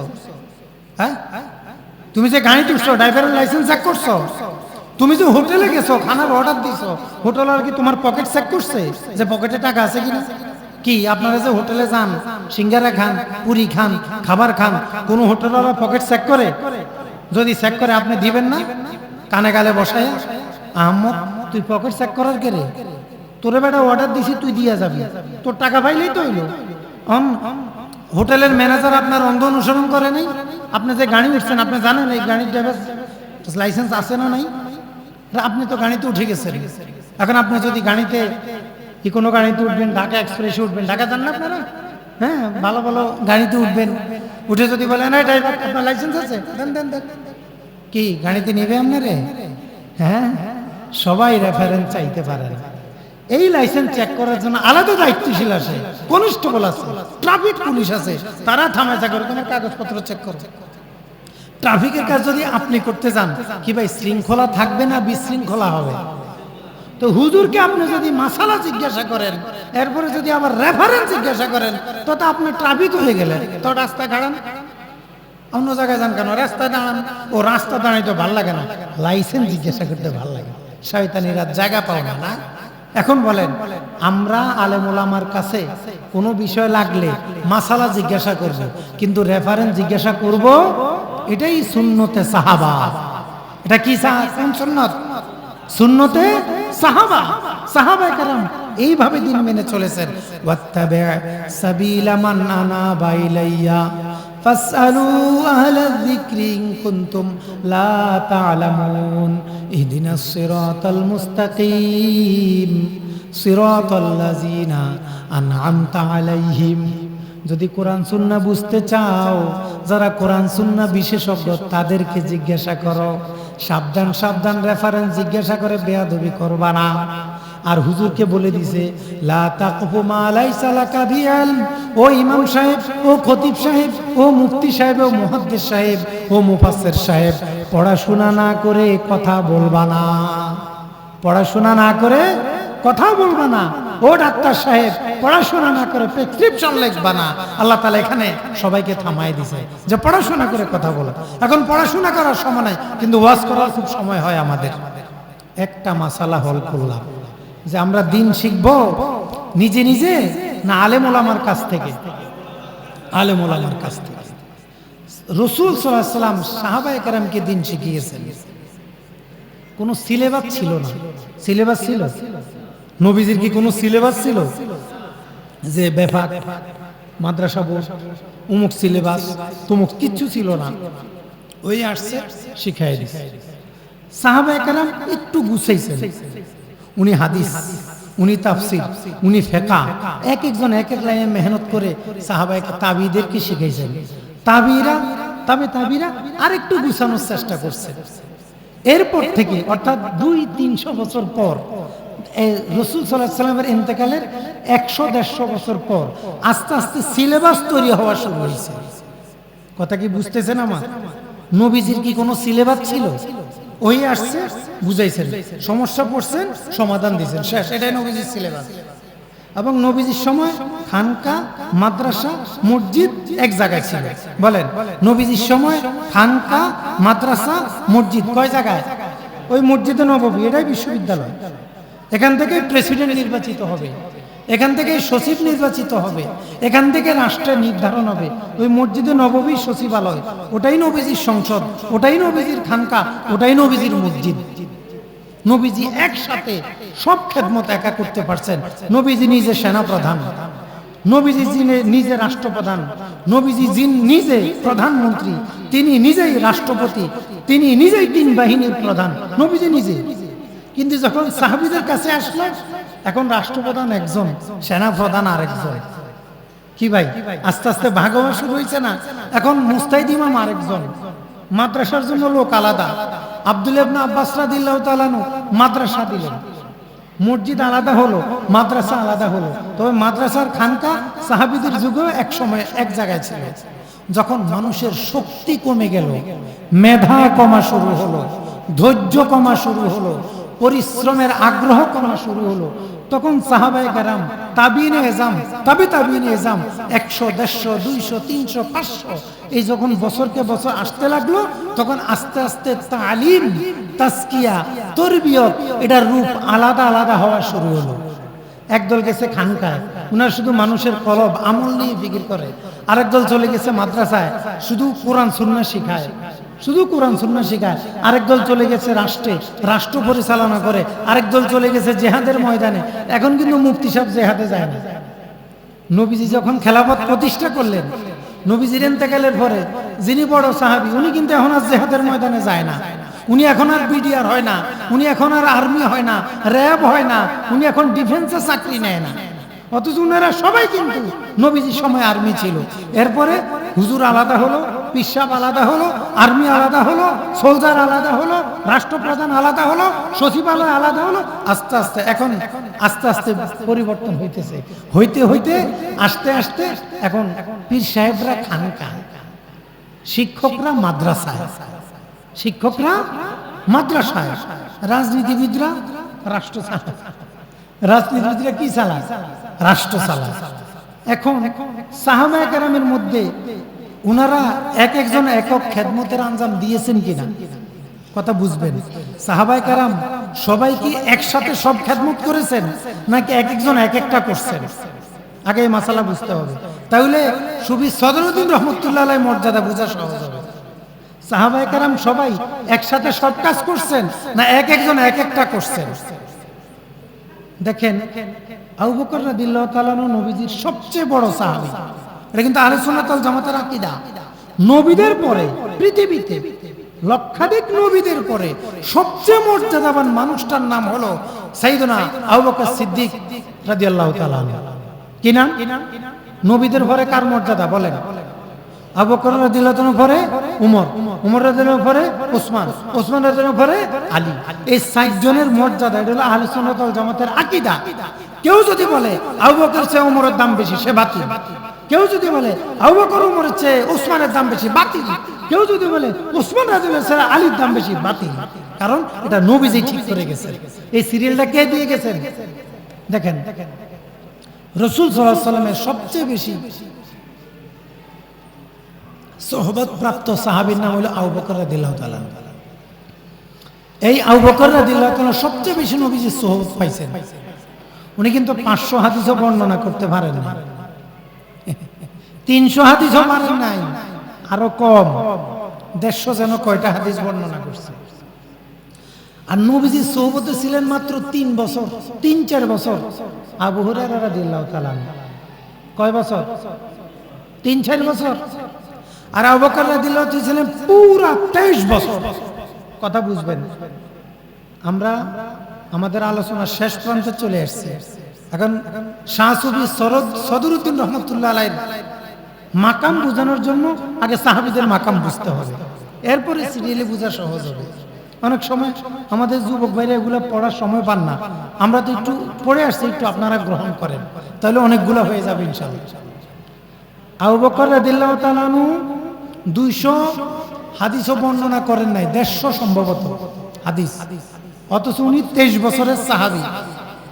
কত বছরের সাহাবী? 23 বছর। আবু হুরায়রা রাদিয়াল্লাহু তাআলা মাত্র 3 থেকে 4 বছরের সাহাবী, উনার হাদিস সংখ্যা 5000-এরও বেশি, 5000-এরও বেশি। কারণ কি? আবু বকর রাদিয়াল্লাহু তাআলা রাষ্ট্র নিয়ে ব্যস্ত ছিলেন, মুস্তাহিদ ছিলেন, কিন্তু ব্যস্ততা ছিল কি নিয়ে? রাষ্ট্র নিয়ে। আবু হুরায়রা রাদিয়াল্লাহু তাআলা ব্যস্ততা ছিল হাদিস নিয়ে, এই জন্য উনি কিন্তু দেশ চালান নাই। আবু বকর রাদিয়াল্লাহু তাআলা কিন্তু আবার হাদিসের দরজ দেন নাই। তাহলে সাহাবায়ে কেরাম একাই কি সব খেদমত করছে, না এক একজন এক এক খেদমত করছে? ভাইরা, আপনারা কি আমার কথা বুঝতেছেন? সাহাবায়ে কেরাম সবাই কি সব খেদমত একা করত, না এক একজন এক এক খেদমত করত? কেউ তালিমের খেদমত, কেউ রাজনীতির খেদমত, কেউ জিহাদের ময়দানের খেদমত, এক একজন এক এক ভাবে করত। তাহলে এইভাবে তাবিঈদের যুগ, এইভাবে তাবিঈদের যুগ, এইভাবে 100 বছর, 200 বছর, 500 বছর, এইভাবে 1450 বছর ইসলামের অতিক্রান্ত হলো। ঠিক এই ধারাটা, এই যে ধারা, এক একজন এক এক কাজে ব্যস্ত থাকা, মানুষের আত্মাকে পরিশুদ্ধ করা, এটা একটা শাস্ত্র। এটা কি শাস্ত্র? এটা একটা পড়াশোনার বিষয়, এটা একটা গবেষণার বিষয়। দেখেন, আমাদের এক মেডিকেল কলেজের ছাত্রকে জিজ্ঞাসা করছি, তোমরা যে মেডিকেলে পড়ো, মানুষের এই দেহটাকে মেডিকেল শাস্ত্রে কত ভাগে ভাগ করা হয়েছে আমাকে একটু বলো তো। বলে যে আমাদের ডাক্তারির মূল বিভাগ 15টা। কতটা? ওর ভাষ্য মতে, এটার আবার শাখা প্রশাখা আছে। মূল বিভাগ কয়টা? 15। যেমন নিউরোলজি, উনি শুধু ব্রেন দেখে, উনি কিন্তু গ্যাস্ট্রিকের রোগী দেখে না। কি নিউরোলজি গ্যাস্ট্রিকের রোগী দেখে? যে গ্যাস্ট্রো প্রফেসর, উনি কিন্তু লিভারের রোগী দেখে না। যিনি লিভার বিশেষজ্ঞ তিনি কিন্তু ডায়াবেটিস দেখে না। যিনি ডায়াবেটিস বিশেষজ্ঞ তিনি কিন্তু আবার এগুলা দেখে না। যারা অর্থোপেডিক তারা কিন্তু আবার এগুলা দেখে না। কথাটা কি বুঝতেছেন আপনারা? এই মাথা থেকে পা পর্যন্ত মেডিকেল কলেজে আমাদের এই চিকিৎসাকে মূল ভাগ কয়টা? 15টা। আবার এক একটার অনেক ভাগ আছে। এটা একটা শাস্ত্র। ঠিক হার্ট একটা বিশেষজ্ঞ, হৃৎপিণ্ড, হার্ট ফাউন্ডেশন, এটা একটা গবেষণা, এটা একটা শাস্ত্র। এটার উপরে শুধু পড়াশোনা করতেছে একটা অঙ্গ নিয়ে, হার্ট। এই হার্টকে কোরআন হাদিসে বলা হয় কলব। হার্টকে কোরআন হাদিসে কি বলে? কথা বলা লাগবে তো ভাই। হার্টকে কোরআন হাদিসে কি বলে? কলব। কলব। এখন ডাক্তারদের ঘোষণা হলো হার্ট এই হৃৎপিণ্ড, এটা রক্তকে সার্কুলেশন করে, পাঞ্চ করে। এটা যদি বন্ধ হয়ে যায় তখন এটা বলে হার্ট স্ট্রোক। কারণ হার্ট স্ট্রোক করছে। হার্ট স্ট্রোক করছে মানে কি? রক্ত চলাচল কি হয়ে গেছে? বন্ধ হয়ে গেছে। নদীর মাঝখানে চর পড়ে না? চর, নদীর মাঝখানে, এই যে সাগরের মাঝখানে চর পড়ে, ভাসান চর, তারপরে দ্বীপ, এগুলো নদীর মাঝখানে চর। সাগরের মাঝখানে, নদীর মাঝখানে যে চর পড়ে, এই চরকে আমরা, এই ভেসে উঠা জায়গাটাকে আমরা যেমন চর বলি, ঠিক আমাদের হাড়ের ভিতরে যদি কখনো চর্বি জমে যায়, কোলেস্টেরল, এটা ব্লক হয়ে যায়, রক্তের চলাচলটা কি হয়ে যায়? বন্ধ হয়ে যায়।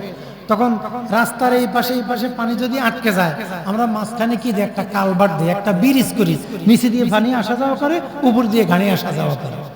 ঠিক হার্টের মধ্যে এটা ব্লক হলে তখন একটা শাঁকও বসায় দেয়, একটা কালভার্ট বসায় দেয়, এটাকে বলে রিং করায়, ওপেন হার্ট সার্জারি। রানী দিয়ে ঢুকায় হার্টে গিয়ে, ওই যেখানে চর্বি জমে গেছে একটা রিং করায় দেয়। তো এই চর্বির ভিতরে যে রিং থাকে, এটার ভিতর দিয়ে রক্ত আসা যাওয়া করে। এটা একটা অঙ্গ, এটা একটা বিশেষজ্ঞের জায়গা, এটা একটা হাসপাতাল, এটা একটা ইনস্টিটিউট, এটা একটা গবেষণা, বিশ্বব্যাপী হার্ট নিয়ে গবেষণা, হার্ট ফাউন্ডেশন। এটা ডাক্তাররা কিভাবে রক্ত চলাচল ঠিক রয়ে এই গবেষণা। নবীজি আসছেন রুহের ডাক্তার, নবীজি আসছেন, আলেম ওলামা আসছেন, পীর মাশায়েখ আসছেন মানুষকে জাহান্নাম থেকে বাঁচায় জান্নাতে নেওয়ার জন্য। কি কোন দিক থেকে কোন দিকে নিবে ভাইরা? জাহান্নাম থেকে বাঁচায় জান্নাতে নিবে। এই জন্য নবীজি বলেছেন ইজা সলুহাত সলুয়াল জাসাদু কুল্লুহু ওয়া ইজা ফাসাদাত ফাসাদাল জাসাদু কুল্লুহু আলা ওয়াহিয়াল কলব। মানব দেহের মধ্যে বাম স্তনের নিচে একটা গোস্তের টুকরা আছে, লামুদগা, একটা গোস্তের টুকরা আছে। এই টুকরাটা যখন ভালো হয়ে যায়, মানুষের আপাদমস্তক ভালো হয়ে যায়। এই টুকরাটা যখন খারাপ হয়ে যায়, মানুষের আপাদমস্তক খারাপ হয়ে যায়। তো ডাক্তাররা এই হাদিস বলবে ঠিকই তো, রক্ত চলাচল বন্ধ, মানুষ মারা যাবে। রক্ত চলাচল ঠিক আছে তো মানুষও ঠিক আছে। কিন্তু শাহ সুফি সদরুদ্দিন রহমতুল্লাহ আলাইহি বলবে যে কথাটা নবীজি বলতেন, তোমার কলবটা মনটা যদি ভালো হয়, ভালো কাজ করতে ভালো লাগবে। মনটা যদি খারাপ হয়ে যায়, খারাপ কাজ করতে ভালো লাগবে, ভালো কাজ আর ভালো লাগবে না। মনের একটা উদাহরণ দেব। মন, আমরা যে গুনাহ করি, আমরা গুনাহ করি না, আমরা গুনাহ করি, নেকের কাজ করি, এটা শুরু হয় কোন জায়গা থেকে?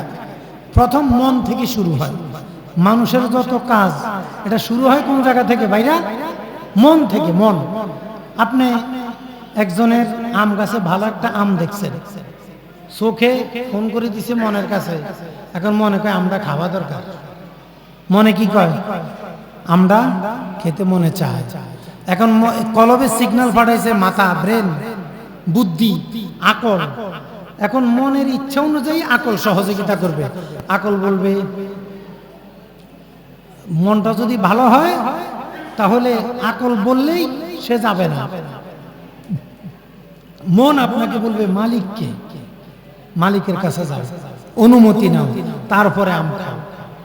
আর যদি মনটা খারাপ হয়, কি আর অনুমতি জিজ্ঞামু, যেটা জিজ্ঞা আসায় মার দিল, একটা মার নিয়ে দো, খাস, শেষ। তো মনে চুরি করতে চাইছে, এই জন্য চুরি করছেন। আকলে বুদ্ধি দিছে, সিং কাটো, জানালা কাটো, দরজা ভাঙো, এভাবে টেস্ট করো, ওইভাবে টেস্ট করো। আকল হইল মনের ইচ্ছার বাস্তবায়নের সহযোগী, সে বুদ্ধি দেয়। এটা সচিবালয়, প্লান ট্লান সব এখানে হয়। প্রথমে চাই কি? মন। আপনার মন যদি ভালো হয় সব কাজ ভালো হবে, মন যদি খারাপ হয় সব কাজ খারাপ হবে। এই জন্য দেখেন আল্লাহ তাআলা কোরআন হাকিমে বললেন আকিমুস সালাহ, তোমরা নামাজ ঠিকঠাক মতো আদায় করো। আকিমুস সালাহ মানে কি ভাই? নামাজ ঠিকঠাক মতো আদায় করো। ঠিকঠাক মতো ফরজ, ওয়াজিব, সুন্নত, মুস্তাহাব, আদব, খুশু, খুজু, নম্রতা, ভদ্রতা সব কিছু দিয়ে নামাজ পড়ো। আকিমুস সালাহ, নামাজটা ঠিকঠাক মতো আদায় করো। আবার আল্লাহ তাআলা কোরআনে বললেন ওয়াইলুল লিল মুসাল্লিন, যারা নামাজ পড়বে তারা জাহান্নামে যাবে।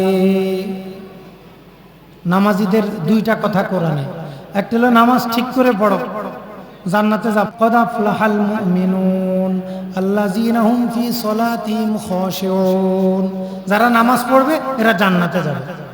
কোরআনের এক আয়াতে বললেন যারা নামাজ পড়বে এরা কোথায় যাবে? কথা বুঝাইতে পারি নাই। যারা নামাজ পড়বে তারা কোথায় যাবে? জান্নাতে যাবে। আরেক আয়াতে বললেন ওয়াইলুল লিল মুসাল্লিন, যারা নামাজ পড়বে তারা জাহান্নামে যাবে। কি দুটো আয়াত বুঝছেন নি আপনারা? কোরআনে নামাজের ব্যাপারে কয়টা ঘোষণা? কয়টা ঘোষণা? দুইটা। নামাজ পড়ো জান্নাতে যাবা। অন্য আয়াতে বললেন যারা নামাজ পড়বে তারা জাহান্নামে যাবে। আল্লাযীনা হুম মান সলাতিহিম সাহুন, যে সকল নামাজি গাফেল, নামাজকে গুরুত্ব দিয়ে পড়বে না, নামাজের গুরুত্ব দিবে না, ঢিলেমি হালকামি করে নামাজ পড়বে, এরা জাহান্নামে যাবে। লোক দেখানো, ইউরাউন, মানুষকে দেখানোর জন্য নামাজ পড়বে, আল্লাহর জন্য নামাজ পড়বে না।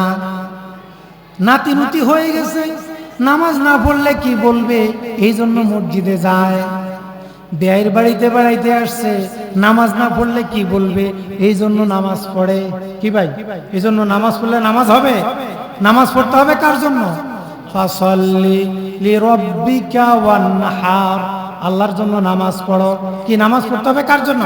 বলেন বলেন বলেন, নামাজ পড়তে হবে কার জন্য? তাহলে আল্লাহ তাআলা বললেন নামাজ পড়ো জান্নাতে যাবা, আবার বললেন নামাজ পড়লে জাহান্নামে যাবা। এখানে হইল তাসকিয়ার জায়গাটা। মনটা যদি ভালো হয়, যদি আল্লাহকে খুশি করার জন্য নামাজ পড়ো, এই নামাজ হলো তোমার জান্নাতের চাবি, জান্নাতে যাবা। আর মনটা যদি আল্লাহর জন্য না হয়, মনটা যদি সমাজের জন্য হয়, নামাজ যদি আত্মীয়কে দেখানোর জন্য হয়, নামাজ যদি হয় রাজনৈতিক নামাজ। আর রাজনৈতিক নামাজ বুঝেন, এমপি সাহেব সারা বছর নামাজ পড়েন না, ভোটের সময় জোহরের নামাজ 3-4 বার পড়ে, বুঝলেন না? হ্যাঁ, আসর নামাজ 2-3 বার পড়ে, যেখানে যায় সেখানে নামাজ পড়ে, সারা জীবন নামাজের খবর নাই। আর যখন ঈদের নামাজ আসে, একটা মাহফিল আসে, মাহফিলে বক্তৃতা দিতে হবে, চেয়ারম্যান সাহেব আসে এখন নামাজ পড়ে, অন্য সময় নামাজ পড়ে না। আচ্ছা, এটা কি ইসলামের নামাজ না রাজনৈতিক নামাজ? কথা বুঝছেন নি আপনারা? যারা রাজনীতির কারণে নামাজ পড়ে, ফাওয়াইলুল লিল মুসাল্লিন, রাজনৈতিক নামাজিরা জাহান্নামে যাবে। রাজনৈতিক নামাজিরা, কথা বুঝেন নাই? ও ভাই, রাজনৈতিক নামাজিরা কোথায় যাবে? জাহান্নামে যাবে। নামাজ যদি হয় রাজনীতির ভোটের জন্য, তাহলে এই নামাজ কোথায় নিবে? কোথায় নিবে? এখন এই যে রাজনীতির জন্য নামাজ আর আল্লাহর জন্য নামাজ, বেয়াইকে দেখানোর জন্য নামাজ আর আল্লাহর জন্য নামাজ, নাতিপুতির ভয়তে নামাজ আর আল্লাহর জন্য নামাজ, এই সিদ্ধান্তটা কোত্থেকে আসে? মন থেকে আসে। কোত্থেকে? এই জন্য নবীজি বলেছেন, ইজা সলুহাত সলুয়াল জাসাদু কুল্লুহু, মনটা যদি ভালো হয় সব আমল ভালো, মনটা যদি খারাপ হয় সব আমল খারাপ। আমাদেরকে বলে অনেক সময়, হুজুর ঘোষণা দেন, মসজিদের দান বাক্সে দান করে না, কেউ দেখবে না তো। গোপনে দান করে না, কেউ দেখবে না তো। শুধু মানুষকে দেখানোর জন্য সবার সামনে আসি দান করে। হুজুর ঘোষণা দেন, মসজিদে 50 ব্যাগ সিমেন্ট দিব। প্রকাশ্যে দান করা ভালো, অন্যরা যেন উৎসাহিত হয়, এই নিয়তে কেউ যদি প্রকাশ্যে দান করে, ফানিআমাহি, কতই না ভালো। প্রকাশ্যে দান করা ভালো, কিন্তু নিয়ত থাকতে হবে কি, আমি দিব, দেখা দেখি আপনারাও দিবেন, এই জন্য প্রকাশ্যে। কিন্তু নিয়ত যদি এটা থাকে, আমি চেয়ারম্যানিতে খাড়াবো সামনে, সব মসজিদে 10,000 করে দান করে। কি আমগো দেশের রাজনৈতিক দান আছে না? আমগো দেশের আবাদত সব এখন রাজনৈতিক হয়ে গেছে, সব রাজনৈতিক আবাদত, রাজনৈতিক ইসলাম। রাজনীতির স্বার্থে ইসলামের যা করা লাগে সব করবে, আবার যেটু লাগে না হেটু করার কোনো খবর নেই, যা লাগবে না দরকার নেই। এখন এই যে প্রকাশ্যে দান করা, যদি উদ্দেশ্য হয় আপনাদের ভোট, উদ্দেশ্য যদি হয় আপনাদেরকে খুশি করা, ভাই এই দানে, এই যাকাতে, এটা কি কোনো সওয়াব হবে? কি কোনো সওয়াব হবে? এই জন্য নবীজি বলেছেন, ইজা সলুহাত সলুয়াল জাসাদু কুল্লুহু, যখন তোমার নিয়ত ভালো হবে, তোমার যাকাত দান সদকা ভালো হয়ে যাবে, কবুল হয়ে যাবে, তোমার নামাজ কবুল হয়ে যাবে, তোমার রোজা কবুল হয়ে যাবে, তোমার হজ কবুল হয়ে যাবে। এখন হজ করে রাজনৈতিক হজ, নির্বাচনে দাঁড়ামো, সামনে ইলেকশন আছে, যদি শুধু মোহাম্মদ অমুক লেগে কেমন দেখায়, আমার বিরোধী দলের নামের আগে আলহাজ আছে, আমার নামের আগে যদি আলহাজ না থাকে, মানিজ্যত সব গড়ে পড়বে রে। এই জন্য কি করে, কি ভাই, এটা কি হজ কি আল্লাহর জন্য না রাজনৈতিক হজ? কথা বুঝেন নাই? রাজনৈতিক হজে সওয়াব না গুনাহ? রাজনৈতিক নামাজে সওয়াব না গুনাহ? রাজনৈতিক সদকায় সওয়াব না গুনাহ? এই নিয়তটা হয় কোথায়? মনে, মনে। এই জন্য লক্ষাধিক নবী রাসূলের মেহনত ছিল মানুষের কলবকে নিয়ে। কি নিয়ে বলেন? লক্ষাধিক নবী রাসূলের মেহনত কি নিয়েছিল? বিজ্ঞানী নিয়েছিল না, পদার্থ বিজ্ঞান বিদ্যা নিয়েছিল না, ডাক্তারি বিদ্যা নিয়েছিল না, প্রকৌশলের জ্ঞান নিয়েছিল না। লক্ষাধিক নবী রাসূলের একমাত্র মেহনতের জায়গা হলো মানুষের কলব। বলেন, নবীদের মেহনতের জায়গা কোথায় ছিল? নবীজি সাল্লাল্লাহু আলাইহি সাল্লাম মক্কার 13 বছরে এই কলবের উপরে মেহনত করেছেন। কত বছর? 13 বছর। মুসলমানের সংখ্যা 500 হয়নি। 13 বছরে কলবের মেহনত করে 500, কথা বুঝেন নাই? 13 বছরে নবীজি জীবনী পড়বেন, তখন দেখবেন 13 বছরে 500 জন হয়নি। যখন মদিনায় গেলেন, মদিনা একটা উর্বর পরিবেশ হলো, এই মুসলমানের সংখ্যা মুহুর্মুহু গতিতে বাড়া শুরু হলো। সায়াদখুলুনা ফি দীনিল্লাহি ইয়াদখুলুনা ফি দীনিল্লাহি আফওয়াজা। দলে দলে মক্কা বিজয়ের পরে দলে দলে মানুষ মুসলমান হতে হতে লক্ষাধিক সাহাবী হয়ে গেছে 10 বছরে। 13 বছরে বেশি না, অল্প, কিন্তু 10 বছরে লক্ষাধিক সাহাবী। নবীদের মেহনতের জায়গাটা কোথায় ছিল ভাই? কোথায় ছিল বলেন? রাজনৈতিক ময়দানে না, লক্ষাধিক নবী রাসূলের মেহনত ছিল মানুষের কলব নিয়ে। এই মাসালা না জানার কারণে আজকে আমাদেরকে একদল ভাই না বুঝে মনে করে পিসাবরা শুধু খানকায় থাকে, কিছু বুঝে না, শুধু মসজিদের কোন তাসবিহ একটা নিয়ে জিকির করে, দেশে কি হইতেছে কিচ্ছু বুঝে না এরা। তুমি নবীদের পরিশ্রম জানোনি? লক্ষাধিক নবী রাসূলের মেহনত ছিল কলব নিয়ে। নবীজি সারা জীবন কলবের উপরে মেহনত করেছেন, সারা জীবন মানুষের কলবের উপরে মেহনত করেছেন। এই জন্য নবীজি বলেছেন, আলা ইন্না ফিল জাসাদি লামুদগা ইযা সালুয়াত সালুয়াল জাসাদু কুল্লুহু ওয়া ইযা ফাসাদাত ফাসাদাল জাসাদু কুল্লুহু। এই হার্টের হৃৎপিণ্ড, এই কলব যখন ভালো হয়ে যাবে, তোমার সব কাজ ভালো হয়ে যাবে। নামাজটা ভালো হয়ে যাবে, যাকাতটা ভালো হয়ে যাবে, সদকাটা ভালো হয়ে যাবে, হজটা ভালো হয়ে যাবে, জিকিরটা ভালো হয়ে যাবে, তাহাজ্জুদ শাকা ওয়াবিন সব কিছু ভালো হয়ে যাবে। আর কলবটা যদি খারাপ হয়, সব কিছু তোমাকে জাহান্নামে নেবে। এই জন্য নবীজি বললেন, হাসরের মাঠে শহীদকে ডাকা হবে, শহীদ এদিকে আসো। তুমি কেন শহীদ হয়েছো? সহিহ হাদিস, বুখারী শরীফের হাদিস। আল্লাহ তাআলা জিজ্ঞাসা করবেন, এই আব্দুল্লাহ তুমি শহীদ হইছো কেন? বলবে, আল্লাহ তোমাকে রাজি খুশি করার জন্য। এই তুমি মিথ্যা কথা বলছো, তোমার মনে ছিল মানুষ আমাকে বীর বলবে, বীর বলবে, এই জন্য তুমি শহীদ হয়েছো। যাও যাও, তোমার বীর হওয়ার উপাধি তো দুনিয়াতে পেয়ে গেছো, আমার কাছে কিছু নাই। হে ফেরেশতারা, ওর পা দুটাকে উপরে দিয়ে লাঞ্ছনার সাথে তাকে জাহান্নামে নিক্ষেপ করে। নাউজুবিল্লাহ। কি ভাই, শহীদের শাহাদাত নষ্ট হয়ে গেছে কিসের অভাবে বলেন? কলবের সংশোধনের অভাবে। আলেমকে জিজ্ঞাসা করাবে, আব্দুল্লাহ এদিকে আসো, তুমি বড় আলেম হয়েছো কি জন্য? বলবে, আল্লাহ আপনাকে পাওয়ার জন্য। আল্লাহ আপনাকে পাওয়ার জন্য আলেম হইছি। না না, তুমি মিথ্যা বলছো, তুমি মাদ্রাসায় পড়ছো চাকরি করার জন্য। শয়তান কোথাকার! তুমি মাদ্রাসায় পড়ছো, সমাজের মানুষের আমাকে আলেম বলবে। তুমি মাদ্রাসায় পড়ছো, ওয়াজ করে করে বেড়াবা, আর তোমাকে যুগের সারা স্কলার বলবে। তুমি মাদ্রাসায় পড়ছো, কোরআন পড়ছো, হাদিস পড়ছো, সুন্নাহ পড়ছো, হাজার হাজার হাদিস মুখস্থ করছো, মানুষের সুনাম সুখ্যাতি পাওয়ার জন্য, মানুষের দৃষ্টি আকর্ষণ করার জন্য। যাও যাও যাও, মানুষের দৃষ্টি আকর্ষণ হয়ে গেছে, মানুষটা তোমাকে যুগের সেরা আলেম বানায় ফেলছে। আমার কাছে তোমার কোনো প্রতিদান নাই। ফেরেশতারা বদমাইশটার পাটা উল্টা দিয়া ধরে তাকে জাহান্নামে নিক্ষেপ করে। নাউজুবিল্লাহ। ভাইরা, আলেমের ইলম নষ্ট হয়ে গেছে কিসের কারণে? কলবের সংশোধনের অভাবে। কলবের সংশোধনের অভাবে। দেখেন, কলব যদি সংশোধন না হয়, আলেমের ইলম তাকে জাহান্নামে নেবে। কলব যদি সংশোধন না হয়, শহীদের শাহাদাত তাকে জাহান্নামে নেবে, নামাজীর নামাজ তাকে জাহান্নামে নেবে, যাকাত আদায়কারীর যাকাত তাকে জাহান্নামে নেবে, হাজী সাহেবের হজ তাকে জাহান্নামে নেবে। যদি কলব সংশোধন হয়, তার একবার আল্লাহ, একটা রুকু, একটা সিজদা তার জান্নাতে যাওয়ার জন্য যথেষ্ট হয়ে যাবে। এই জন্য নবীজি বললেন, আখলিস দীনাকা ইয়াকফিকাল আমালুল কালিল। খাঁটি মনে আমল করো, পরিমাণে যদি কম হয় নাজাতের জন্য যথেষ্ট হয়ে যাবে। আবার এটা দ্বারা বুঝিয়েন না একদিন নামাজ পড়লে সেরে যাবে। সারা জীবন নামাজ পড়ার পরে হয়তো একদিন একটা খাঁটি হইতে পারে। মাসালা বুঝছেন? সারা জীবন যাকাত দেওয়ার পরে একদিন একটা হয়তো খাঁটি হইতে পারে। আমরা তো মানুষ, আমরা দুর্বল, আসলে আমরা পাকসাপ থাকতে পারি না।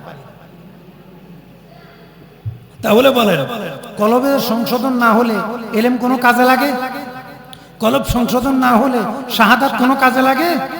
শুধু শহীদ হয়ে যায়। ওনারা জজের গায়ে বোম মারে, হ্যাঁ, শহীদ হয়ে যাবে। খেলাফত প্রতিষ্ঠা করবে কিন্তু কোরআন হাদিস শিখবে না। শয়তান কত বড় শয়তান! রাজনীতির জন্য জীবন দিয়ে দিবে কিন্তু মাদ্রাসায় পড়বে না। ইসলাম প্রতিষ্ঠা করবে কিন্তু ইসলাম বুঝবে না। ইসলামের জন্য সব করবে কিন্তু ইসলামের জন্য কোরআন সুন্নাহ বুঝার জন্য মাদ্রাসায় ভর্তি হবে না। কোরআন হাদিস বুঝবে না।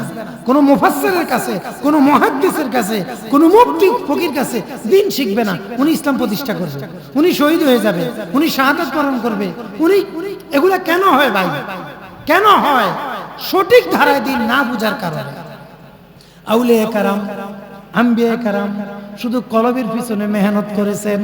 এই কলবের পিছনে মেহনত করতে করতে করতে করতে এমন একদল সাহাবী যখন গঠন হয়ে গেল, এমন একদল সাহাবী যখন দাঁড়ায় গেল, যাদের জীবন চলে যাবে, ইসলামের একটা সুন্নত মুস্তাহাবও ছুটবে না, এমন একদল নবীজি গঠন করে দিলেন, তখন বিশ্বব্যাপী আস্তে আস্তে ইসলাম প্রতিষ্ঠিত হয়ে গেল।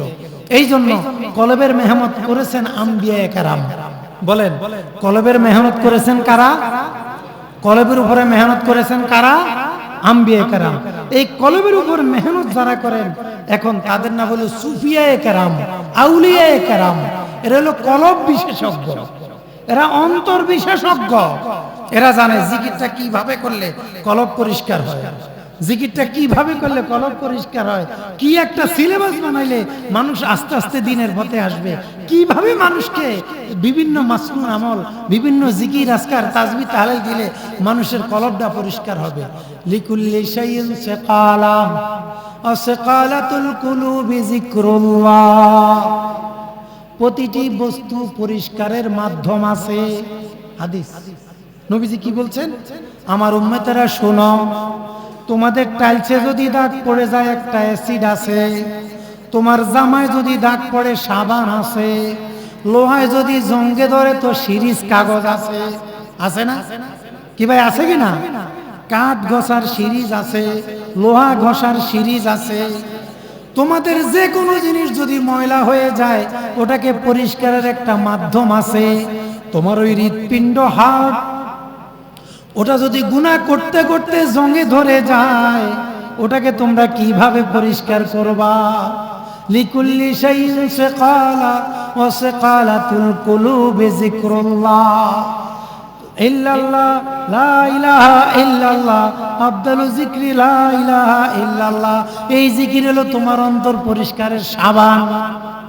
কি ভাইরা, জামা পরিষ্কার হলে কি সিরিজ কাগজ মারেন? হ্যাঁ, জামায় ময়লা লাগলে কি রং মারেন না সাবান মারেন? প্রত্যেকটার পরিষ্কারের এক একটার মাধ্যম আছে। তাহলে আমাদের কলব পরিষ্কারের মাধ্যম কি? নবীজি কি বললেন? নবীজি কি বললেন? যিকরুল্লাহ, আল্লাহর জিকির। কলব কলব কলব ময়লা হয়, গুনাহ করলে কি হয়? গুনাহ করলে কি হয়? কাল্লা বাল রানা আলা কুলুবিহিম মা কানু ইয়াকসিবুন। গুনাহ করলে অন্তরে একটা দাগ পড়ে। ও যুবক ভাইরা, তুমি যখন রাস্তা দিয়া যাও, একটা বেগানা মহিলা দেখছো, ইচ্ছা করে তাকাইছো, সাথে সাথে তোমার কলবে একটা দাগ পড়ে গেছে। একটা মিথ্যা কথা বলছো, কলবে দাগ পড়ে গেছে। একটা গুনাহ করছো, কলবে দাগ পড়ে গেছে। এই জন্য আল্লাহ তাআলা বললেন, রনা, কলবে দাগ পড়ে জঙ্গে ধরে গুনাহের কারণে। আর নবীজি বললেন, এই গুনাহ পরিষ্কারের মাধ্যম হলো যিকরুল্লাহ, আল্লাহর জিকির। তাহলে কলবের ময়লা দূর হবে কিসের মাধ্যমে? বলেন, কলবের ময়লা দূর হবে কিসের মাধ্যমে? জিকিরের মাধ্যমে। এখন জিকির কিভাবে করবে? নবীজি বললেন, আফদালুজ যিকরি লা ইলাহা ইল্লাল্লাহ, লা ইলাহা ইল্লাল্লাহ জিকির করো। কেমনে করব? এখন যারা সুফি, যারা তাসাউফ, কলব বিশেষজ্ঞ, তারা গবেষণা করেছে। নবীজির ওই হাদিস, আশ-শায়তানু জাসিমুন আলা কলবি বানি আদম, মানবের অন্তর, হাত, হৃৎপিণ্ডের মধ্যে শয়তান জাপটি মেরে বসে থাকে, কুমন্ত্রণা দেয়। আল্লাযী ইউওয়াসওয়িসু ফি সুদুরিন নাস, শয়তান মানুষের মনে ওয়াসওয়াসা দেয়। কি দেয় ভাই?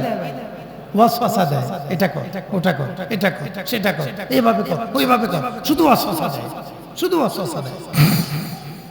এই শয়তানের ওয়াসওয়াসা থেকে বাঁচার জন্য যখন তোমরা জিকির করবা শয়তান দূরে সরে যায়।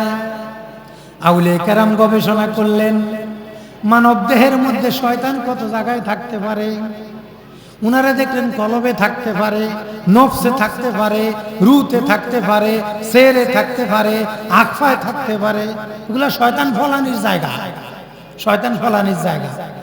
এই জায়গাগুলোর মধ্যে এখন উনারা জিকিরের সবক দেয়।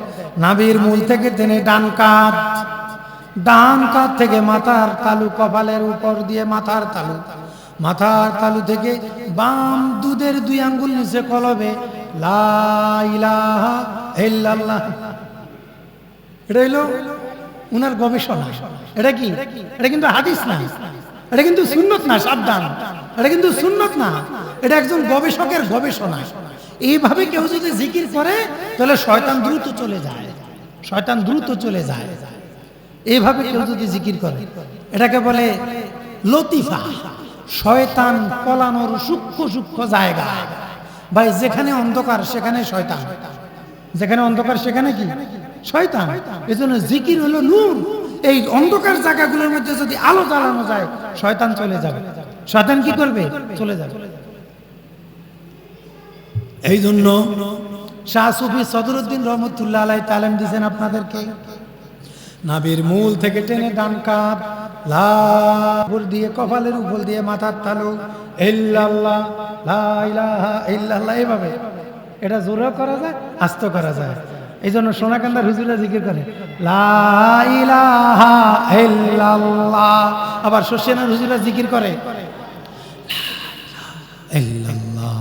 আবার জনপুর হুজুরা জিকির করে। এটা এক একজনের গবেষণা, এটা কিন্তু সুন্নত না, এটা হাদিস না, এটা শরীয়ত না, এটা কোরআন সুন্নাহর কোনো প্রেসক্রিপশন না, এটা একজন গবেষকের গবেষণা।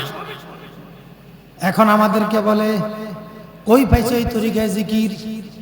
হ্যাঁ কি বলে? তুমি যে এইভাবে নাবি মূল থেকে টেনে ডান কাঁধ, ডান কাঁধ থেকে মাথার তালু, কোথায় পাইছো এই জিকির? আল্লাহর নবী কি এগুলা বলছে? সাহাবীরা কি এগুলা বলছে? এগুলা সব তোমাদের বানানো। আমরাও তো বলি তুমি সিলেবাসে পড়াশোনা যা করছো পুরো সিলেবাসটা তোমার বানানো। এই সিলেবাস তো নবীজি দেন নাই, এই সিলেবাস তো আল্লাহর রাসূল সাহাবীরা দেন নাই, এটা সব তোমার বানানো, কিন্তু কামে লাগে। তোমার বানানো কিন্তু কামে লাগে। ঠিক এটা হলো আউলিয়া কেরামের বানানো, কিন্তু কামে লাগে। শরীয়তে এটা নিষেধ করে নাই, এই জন্য কামে লাগে। শরীয়তের খেলাফ না, এই জন্য কামে লাগে। শরীয়তের কোরআন সুন্নাহ ইজমা কিয়াস চারটার কোনোটার খেলাফ না, এই জন্য কামে লাগে। লা ইলাহা ইল্লাল্লাহ এই তরিকায় জিকির করা, এটা হলো একটা তরিকা, এটা হলো একটা জায়েজ কাজ, এটা সুন্নত না, এটা মুস্তাহাব না, এটা মাসনুন কোনো আমল না, এটা একজনের অভিজ্ঞতা। বলেন এটা কি একজনের? এটা কি একজনের অভিজ্ঞতা? এটাই আমাদের আকীদা। এখন যদি কোন পীরের মুরিদ মনে করে এইভাবে সুন্নত, বেদাত হবে। এই জিকির কি হবে ভাইরা? বলেন এটা কি হবে? বেদাত হবে। কারণ এটা সুন্নত না, এটা হলো আউলিয়া কেরাম গবেষণা করে দেখছে এইভাবে জিকির করলে কাজে লাগে। আউলিয়া কেরাম দেখলেন মানুষ দিন থেকে দূরে সরে যাইতেছে। দিন যত যায়, হিজরি যত বাড়ে, মানুষের দিন থেকে দূরত্ব তত বাড়তেছে। এজন্য ওনারা সিলেবাস করলেন, নুরানি কায়দা, বাগদাদি কায়দা, এই দাওরা সিলেবাস, এই আউলিয়া মাদ্রাসার সিলেবাস, এই জিকিরের সিলেবাস, এই ওজিফার সিলেবাস। মোল্লা আলী কারি রহমতুল্লাহ আলাইহি 7 দিনের ওজিফা লিখছেন আল হিজবুল আজম। আশরাফ আলী থানভী রহমতুল্লাহ আলাইহি 7 দিনের ওজিফা লিখছেন মুনাজাতে মাকবুল। আউলিয়া কেরাম ওজিফায়ে সালিহিন লিখছেন, 7 দিনের ওজিফা লিখছেন। এগুলো ওনাদের অভিজ্ঞতা, এগুলো সুন্নত না, এগুলো ওনাদের অভিজ্ঞতা। এটা জায়েজ, এটা সুন্নত না, এই হিসাবে আমরা করি। এখন যুগ আধুনিক হওয়ার কারণে আমাদের আপডেট অনেক ভাইরা বেরিয়েছে, এগুলা কোথায় পাইছে? আপনি যে মাস্টার্স করছেন, মাস্টার্সের সিলেবাস কোথায় পাইছেন? হ্যাঁ, আপনি যে ডক্টর লাগান, এটা কোথায় পাইছেন? কোন সাহাবী ডক্টর লাগাইছে? হ্যাঁ, কোন সাহাবী অধ্যাপক লাগাইছে? কোথায় পাইছেন? ভাই এগুলো হলো যুগের চাহিদার আলোকে নিত্য নতুন পরিভাষা তৈরি হয়। আপনি দেখবেন শরীয়তের খেলাফ, এগুলো তো শরীয়তের খেলাফ না, অতএব লাগান ডক্টর। শরীয়তের খেলাফ না লাগান অধ্যাপক, শরীয়তের খেলাফ না লাগান সহকারী অধ্যাপক, সহযোগী অধ্যাপক, লাগান প্রভাষক, লাগান মুহাদ্দিস, লাগান মুফাসসির, মুফতি, আদিব, এগুলা লাগাইতে থাকেন। শরীয়তের খেলাফ না হওয়া পর্যন্ত লাগাইতে থাকেন। যখনই শরীয়তের খেলাফ হবে বন্ধ, আর কিছু চলবে না। পীরের অনুসরণ চলবে না, শরীয়তের মুখালাফাতে পিতা মাতার অনুসরণ চলবে না, শরীয়তের খেলাফ। এজন্য ভাইরা, এই যে তরিকা চিশতিয়া, কাদরিয়া, মুজাদ্দিদিয়া, নকশবন্দিয়া, এগুলা হলো ওলিদের অভিজ্ঞতা, এগুলো হলো জায়েজ, এগুলা কোনো সুন্নত না। বলেন এগুলা কি না? সুন্নত না, এগুলা কি? জায়েজ। উনাদের অভিজ্ঞতা দেখা গেছে, উনারা এইভাবে জিকির দিছে, মানুষ ভালো হয়ে গেছে, এই জন্য উনারা এই অভিজ্ঞতাটা পেশ করছে। এই জন্য কখনো আমরা কলবে জিকির করি আল্লাহ আল্লাহ, আবার কখনো রুহে জিকির করি আল্লাহ আল্লাহ, কখনো সেরে করি, কখনো আকফায় করি, কখনো 6 লতিফায় করি, কখনো 10 লতিফায় করি, কখনো 2 দরবি জিকির, 1 দরবি জিকির, 4 দরবি জিকির, ডাইন রানে বাম রানে আল্লাহু আল্লাহু, এভাবে। হ্যাঁ, এগুলা আউলিয়া কেরামের কি একটা সিলেবাস ভাই? এগুলা কি বলেন? এগুলা কি সিলেবাস? অনার্স মাস্টার যেমন একটা সিলেবাস, তারপরে আলিয়া মাদ্রাসা যেমন একটা সিলেবাস, কওমি মাদ্রাসা যেমন একটা সিলেবাস, চিশতিয়া, কাদরিয়া, নকশবন্দিয়া, মুজাদ্দিদিয়া, মুহাম্মাদি, এগুলো হলো আমলের একটা সিলেবাস। এগুলো কোনো সুন্নত না, আমলের একটা সিলেবাস। এটা অভিজ্ঞতা, এটা দিয়ে দেখা গেছে হিন্দুরা মুসলমান হয়ে গেছে, এটা দিয়ে দেখা গেছে সাধারণ মানুষ আল্লাহওয়ালা হয়ে গেছে। শাহ সুফি সদরুদ্দিন রহমতুল্লাহ আলাইহি মুজাজ্জামান আবু বকর সিদ্দিক আল কুরাইশি রহমতুল্লাহ আলাইহি কাছে গিয়ে বায়াত হলেন, এই লতিফাগুলো ঠিক করে নিয়ে আসলেন। এই সাধারণ মানুষ আলেম হলেন, পীর হলেন, শায়েখ হলেন, পীর হলেন। এরপরে মানুষের কাছে যখন ওয়াজ করতেন, কথা যখন কলব থেকে বের হয়, আলে কলব থেকে, পরিচ্ছন্ন কলব থেকে যখন ওয়াজ বের হবে, এটা মানুষের অন্তরে দ্রুত তাসির করে। আমরা ওয়াজ করলে আপনারা ভালো হন না কেন? আপনাকেও দোষ আছে, আমগো দোষ আছে। আমগো কি দোষ?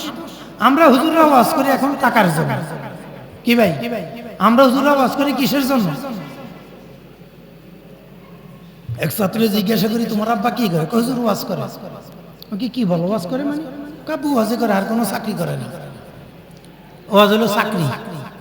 আমরা হুজুররা এই ওয়াজের সিজন আসার আগে প্ল্যান করি, এই বছর 5টা ফ্ল্যাট কিনবো, 2টা ফ্ল্যাট কিনবো, অমুক জায়গায় বরাদ্দ দিব, এটা করবো সেটা করবো। তা আমি আইছি কি জন্য? টাকার জন্য। দোষ আপনাকে একা না, আর আপনাকেও দোষ আছে। আপনারা আসেন হুজুরের চাইতে, হুজুরে কে রুমাজ করে চাই, আমরা আমলের নিয়ে তো আসেন না। আপনি একটু মাহফিল চাইতে আইসি, অথবা মাহফিলের টাকা পয়সা দিছি, যাই একটু ঘুরিয়ে, অথবা শেষে একটা খাওয়ান দেবে, একটা খাইয়াই। তা আপনারও নিয়ত হলে হুজুরের চাইতে আইসে, আর হুজুরের নিয়ত হলে আপনার পকেট খালি করতে আইসে। এই ডিম বেচা, আন্ডা বেচা, নাইল বেচা। আমরা তো মাহফিল করছি এলাকায়, কি যে কষ্ট একটা মাহফিল করতে ভাই। 1 মাস ধরে 8-10টা মানুষের ঘুম নাই। এই পুরা গ্রাম ঘুরি ঘুরি 25-30 পদের চাইল 1 বস্তা ঢুকাইতাম। কি যে রং বেরঙের চাইল, সুবহানাল্লাহ। একটা সোনালী কালার আর একটা রূপালী কালার, এগুলো একসাথে করে বিক্রি করতাম। কেউ দিত 1 আলি ডিম, 1 জোড়া ডিম, 1 জোড়া নারিকেল, একজনে দিত বাঁশ, আরেকজনে দিত এটা সেটা দিয়ে। কত কষ্ট হয়েছে একটা মাহফিল করতে। আরে ডাকাতের ঘরে ডাকাই, দুনিয়াদার বদমাইশ হুজুরটা আইসা, টাকার নিয়তে আইসা আমাকে কলমগুলোর সব প্লাস্টিক বানাই দিছে। হুজুর আগে কন্ট্যাক্ট করে, কত দিবা? হ্যাঁ, কত দিবা? হুজুর 15,000। না বাবুরে, আমার তো প্রোগ্রাম আছে, যাওয়া যাইবে না। আর হুজুর কেবলা যদি দেখে মাহফিল একটা পাইছে 15,000, আর একটা পাইছে 30,000, তো 15,000 ওলা করে বলে, বাবুরে অসুস্থ, আইতে পারবো না, তোমরা আরেকজনকে দেখিলাও। 30,000 ওলা করে বলে, আইতে আসছি। আপনি ভালো হইবেন কেমনে? আমি আইছি কিসের জন্য ভাই? টাকার জন্য। আপনি আইছেন দেখতে, দেখি না কেমন লাগে। এই 2 জনের নিয়তের ঘষাঘষির কারণে ওয়াজ দিয়ে এখন এশার নামাজও পড়ে না। ওয়াজ আমাদের এশার নামাজও যায় না, ফজর তো পড়ার কথা। আর শাহ সুফি সদরুদ্দিন রহমতুল্লাহ আলাইহি যখন ওয়াজ করতেন, এই নিয়তে যাইতেন। আল্লাহ আমার পীর মুজাজ্জামান আবু বকর সিদ্দিকী আল কুরাইশি রহমতুল্লাহ আলাইহি কইছে, বাবা তুমি হেদায়েতের কাজ করো। আল্লাহ আমি নালায়েক, হেদায়েতের কাজ শুরু করে দিলাম। আমি মন থেকে বলা শুরু করছি, আল্লাহ তুমি মানুষের মনে মনে পৌঁছায়া দাও।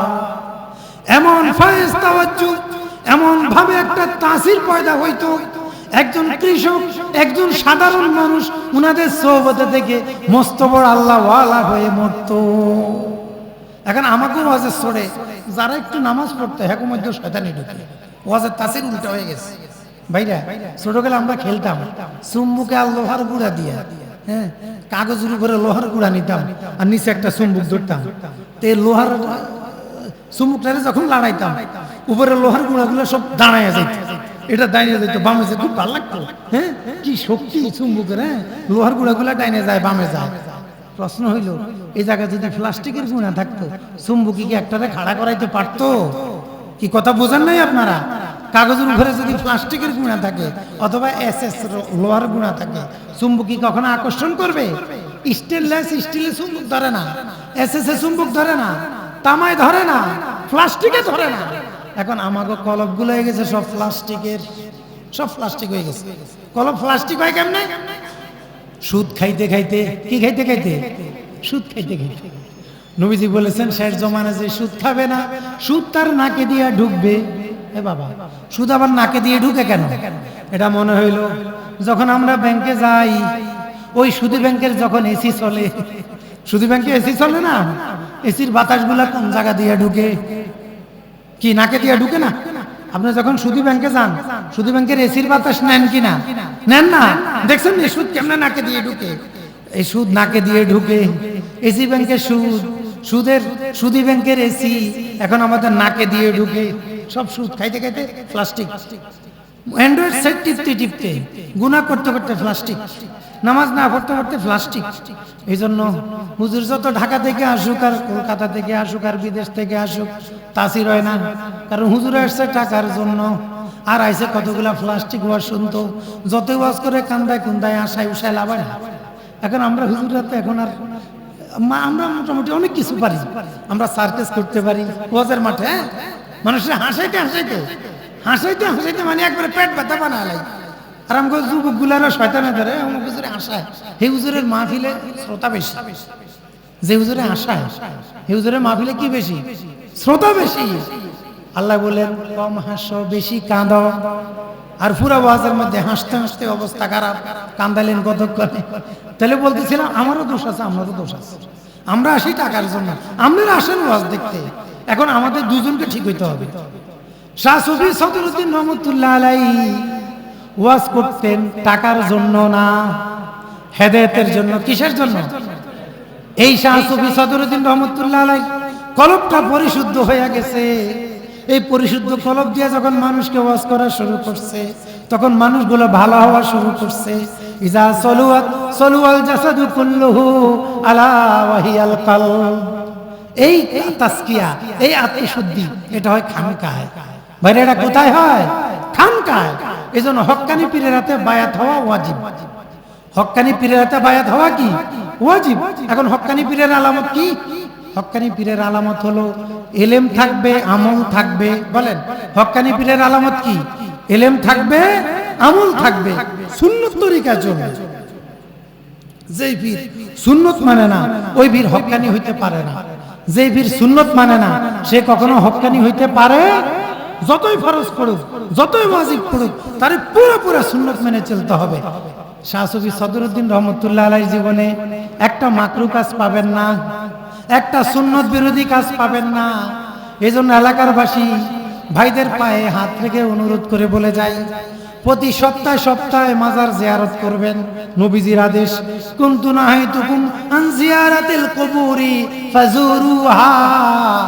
ও আমার সাহাবীরা, আমি তোমাদেরকে কবর জিয়ারত থেকে নিষেধ করতাম তোমরা যখন নও মুসলিম ছিলা। ফাজুরুহা, এখন তোমরা জিয়ারত করো, কেননা এটা তোমাদেরকে মৃত্যুর কথা স্মরণ করায় দেবে। ভাই কবর জিয়ারত করতে কে বলেছেন? নবীজি বলেছেন। কে বলেছেন? এ ভাইরা, কবর জিয়ারত করতে কে বলেছেন? নবীজি বলেছেন কবর জিয়ারত করতে। এই জন্য আমরা সপ্তাহে একদিন হলো সুবিশা হুজুরের কবরটা জিয়ারত করব ইনশাআল্লাহ। ভাই ঠিক আছে তো ইনশাআল্লাহ? কবর জিয়ারত কিবলাকে পিছনে রেখেও করা যায়, কিবলাকে সামনে রেখেও করা যায়। তবে আদব হলো মুর্দার চেহারার সামনে দাঁড়িয়ে জিয়ারত করা। কবর জিয়ারতের আদব কি? বলেন কবর জিয়ারতের আদব কি? মুর্দার চেহারার সামনে, অর্থাৎ কেবলা থাকবে পিছনে, মুর্দা থাকবে সামনে, এটা হলো আদব। কিন্তু কেউ যদি মুর্দার যে কোনো পাশে যায় জিয়ারত হয়ে যাবে, এটা নিয়ে আবার মারামারি করবেন না। আমার মধ্যে তো আবার মারামারির অভ্যাস বসে, এটা না। কবর জিয়ারত করবেন, হক্কানি পীরের হাতে বায়াত হবেন। আর যেমনি ভাবে ডাক্তারের প্রেসক্রিপশন ছাড়া চলতে পারেন না, ওলামায়ে কেরামের কথা ছাড়া নিজেরা কোনো ফতুয়া দিবেন না। আমরা যদি এইভাবে যদি আমরা দিন এলেম অর্জন করি, জ্ঞান অর্জন করি, এলেম অর্জন করতে পারি, তাহলে দিন বুঝা আমাদের সবার জন্য সহজ হবে। আল্লাহ তাআলা আমাদের সকলকে হক্কানি আউলিয়া কেরাম, হক্কানি ওলামায়ে কেরামের সান্নিধ্য থেকে দিন বুঝার তৌফিক দান করেন, আমিন। আসসালামু আলাইকুম ওয়া রাহমাতুল্লাহি ওয়া বারাকাতুহু।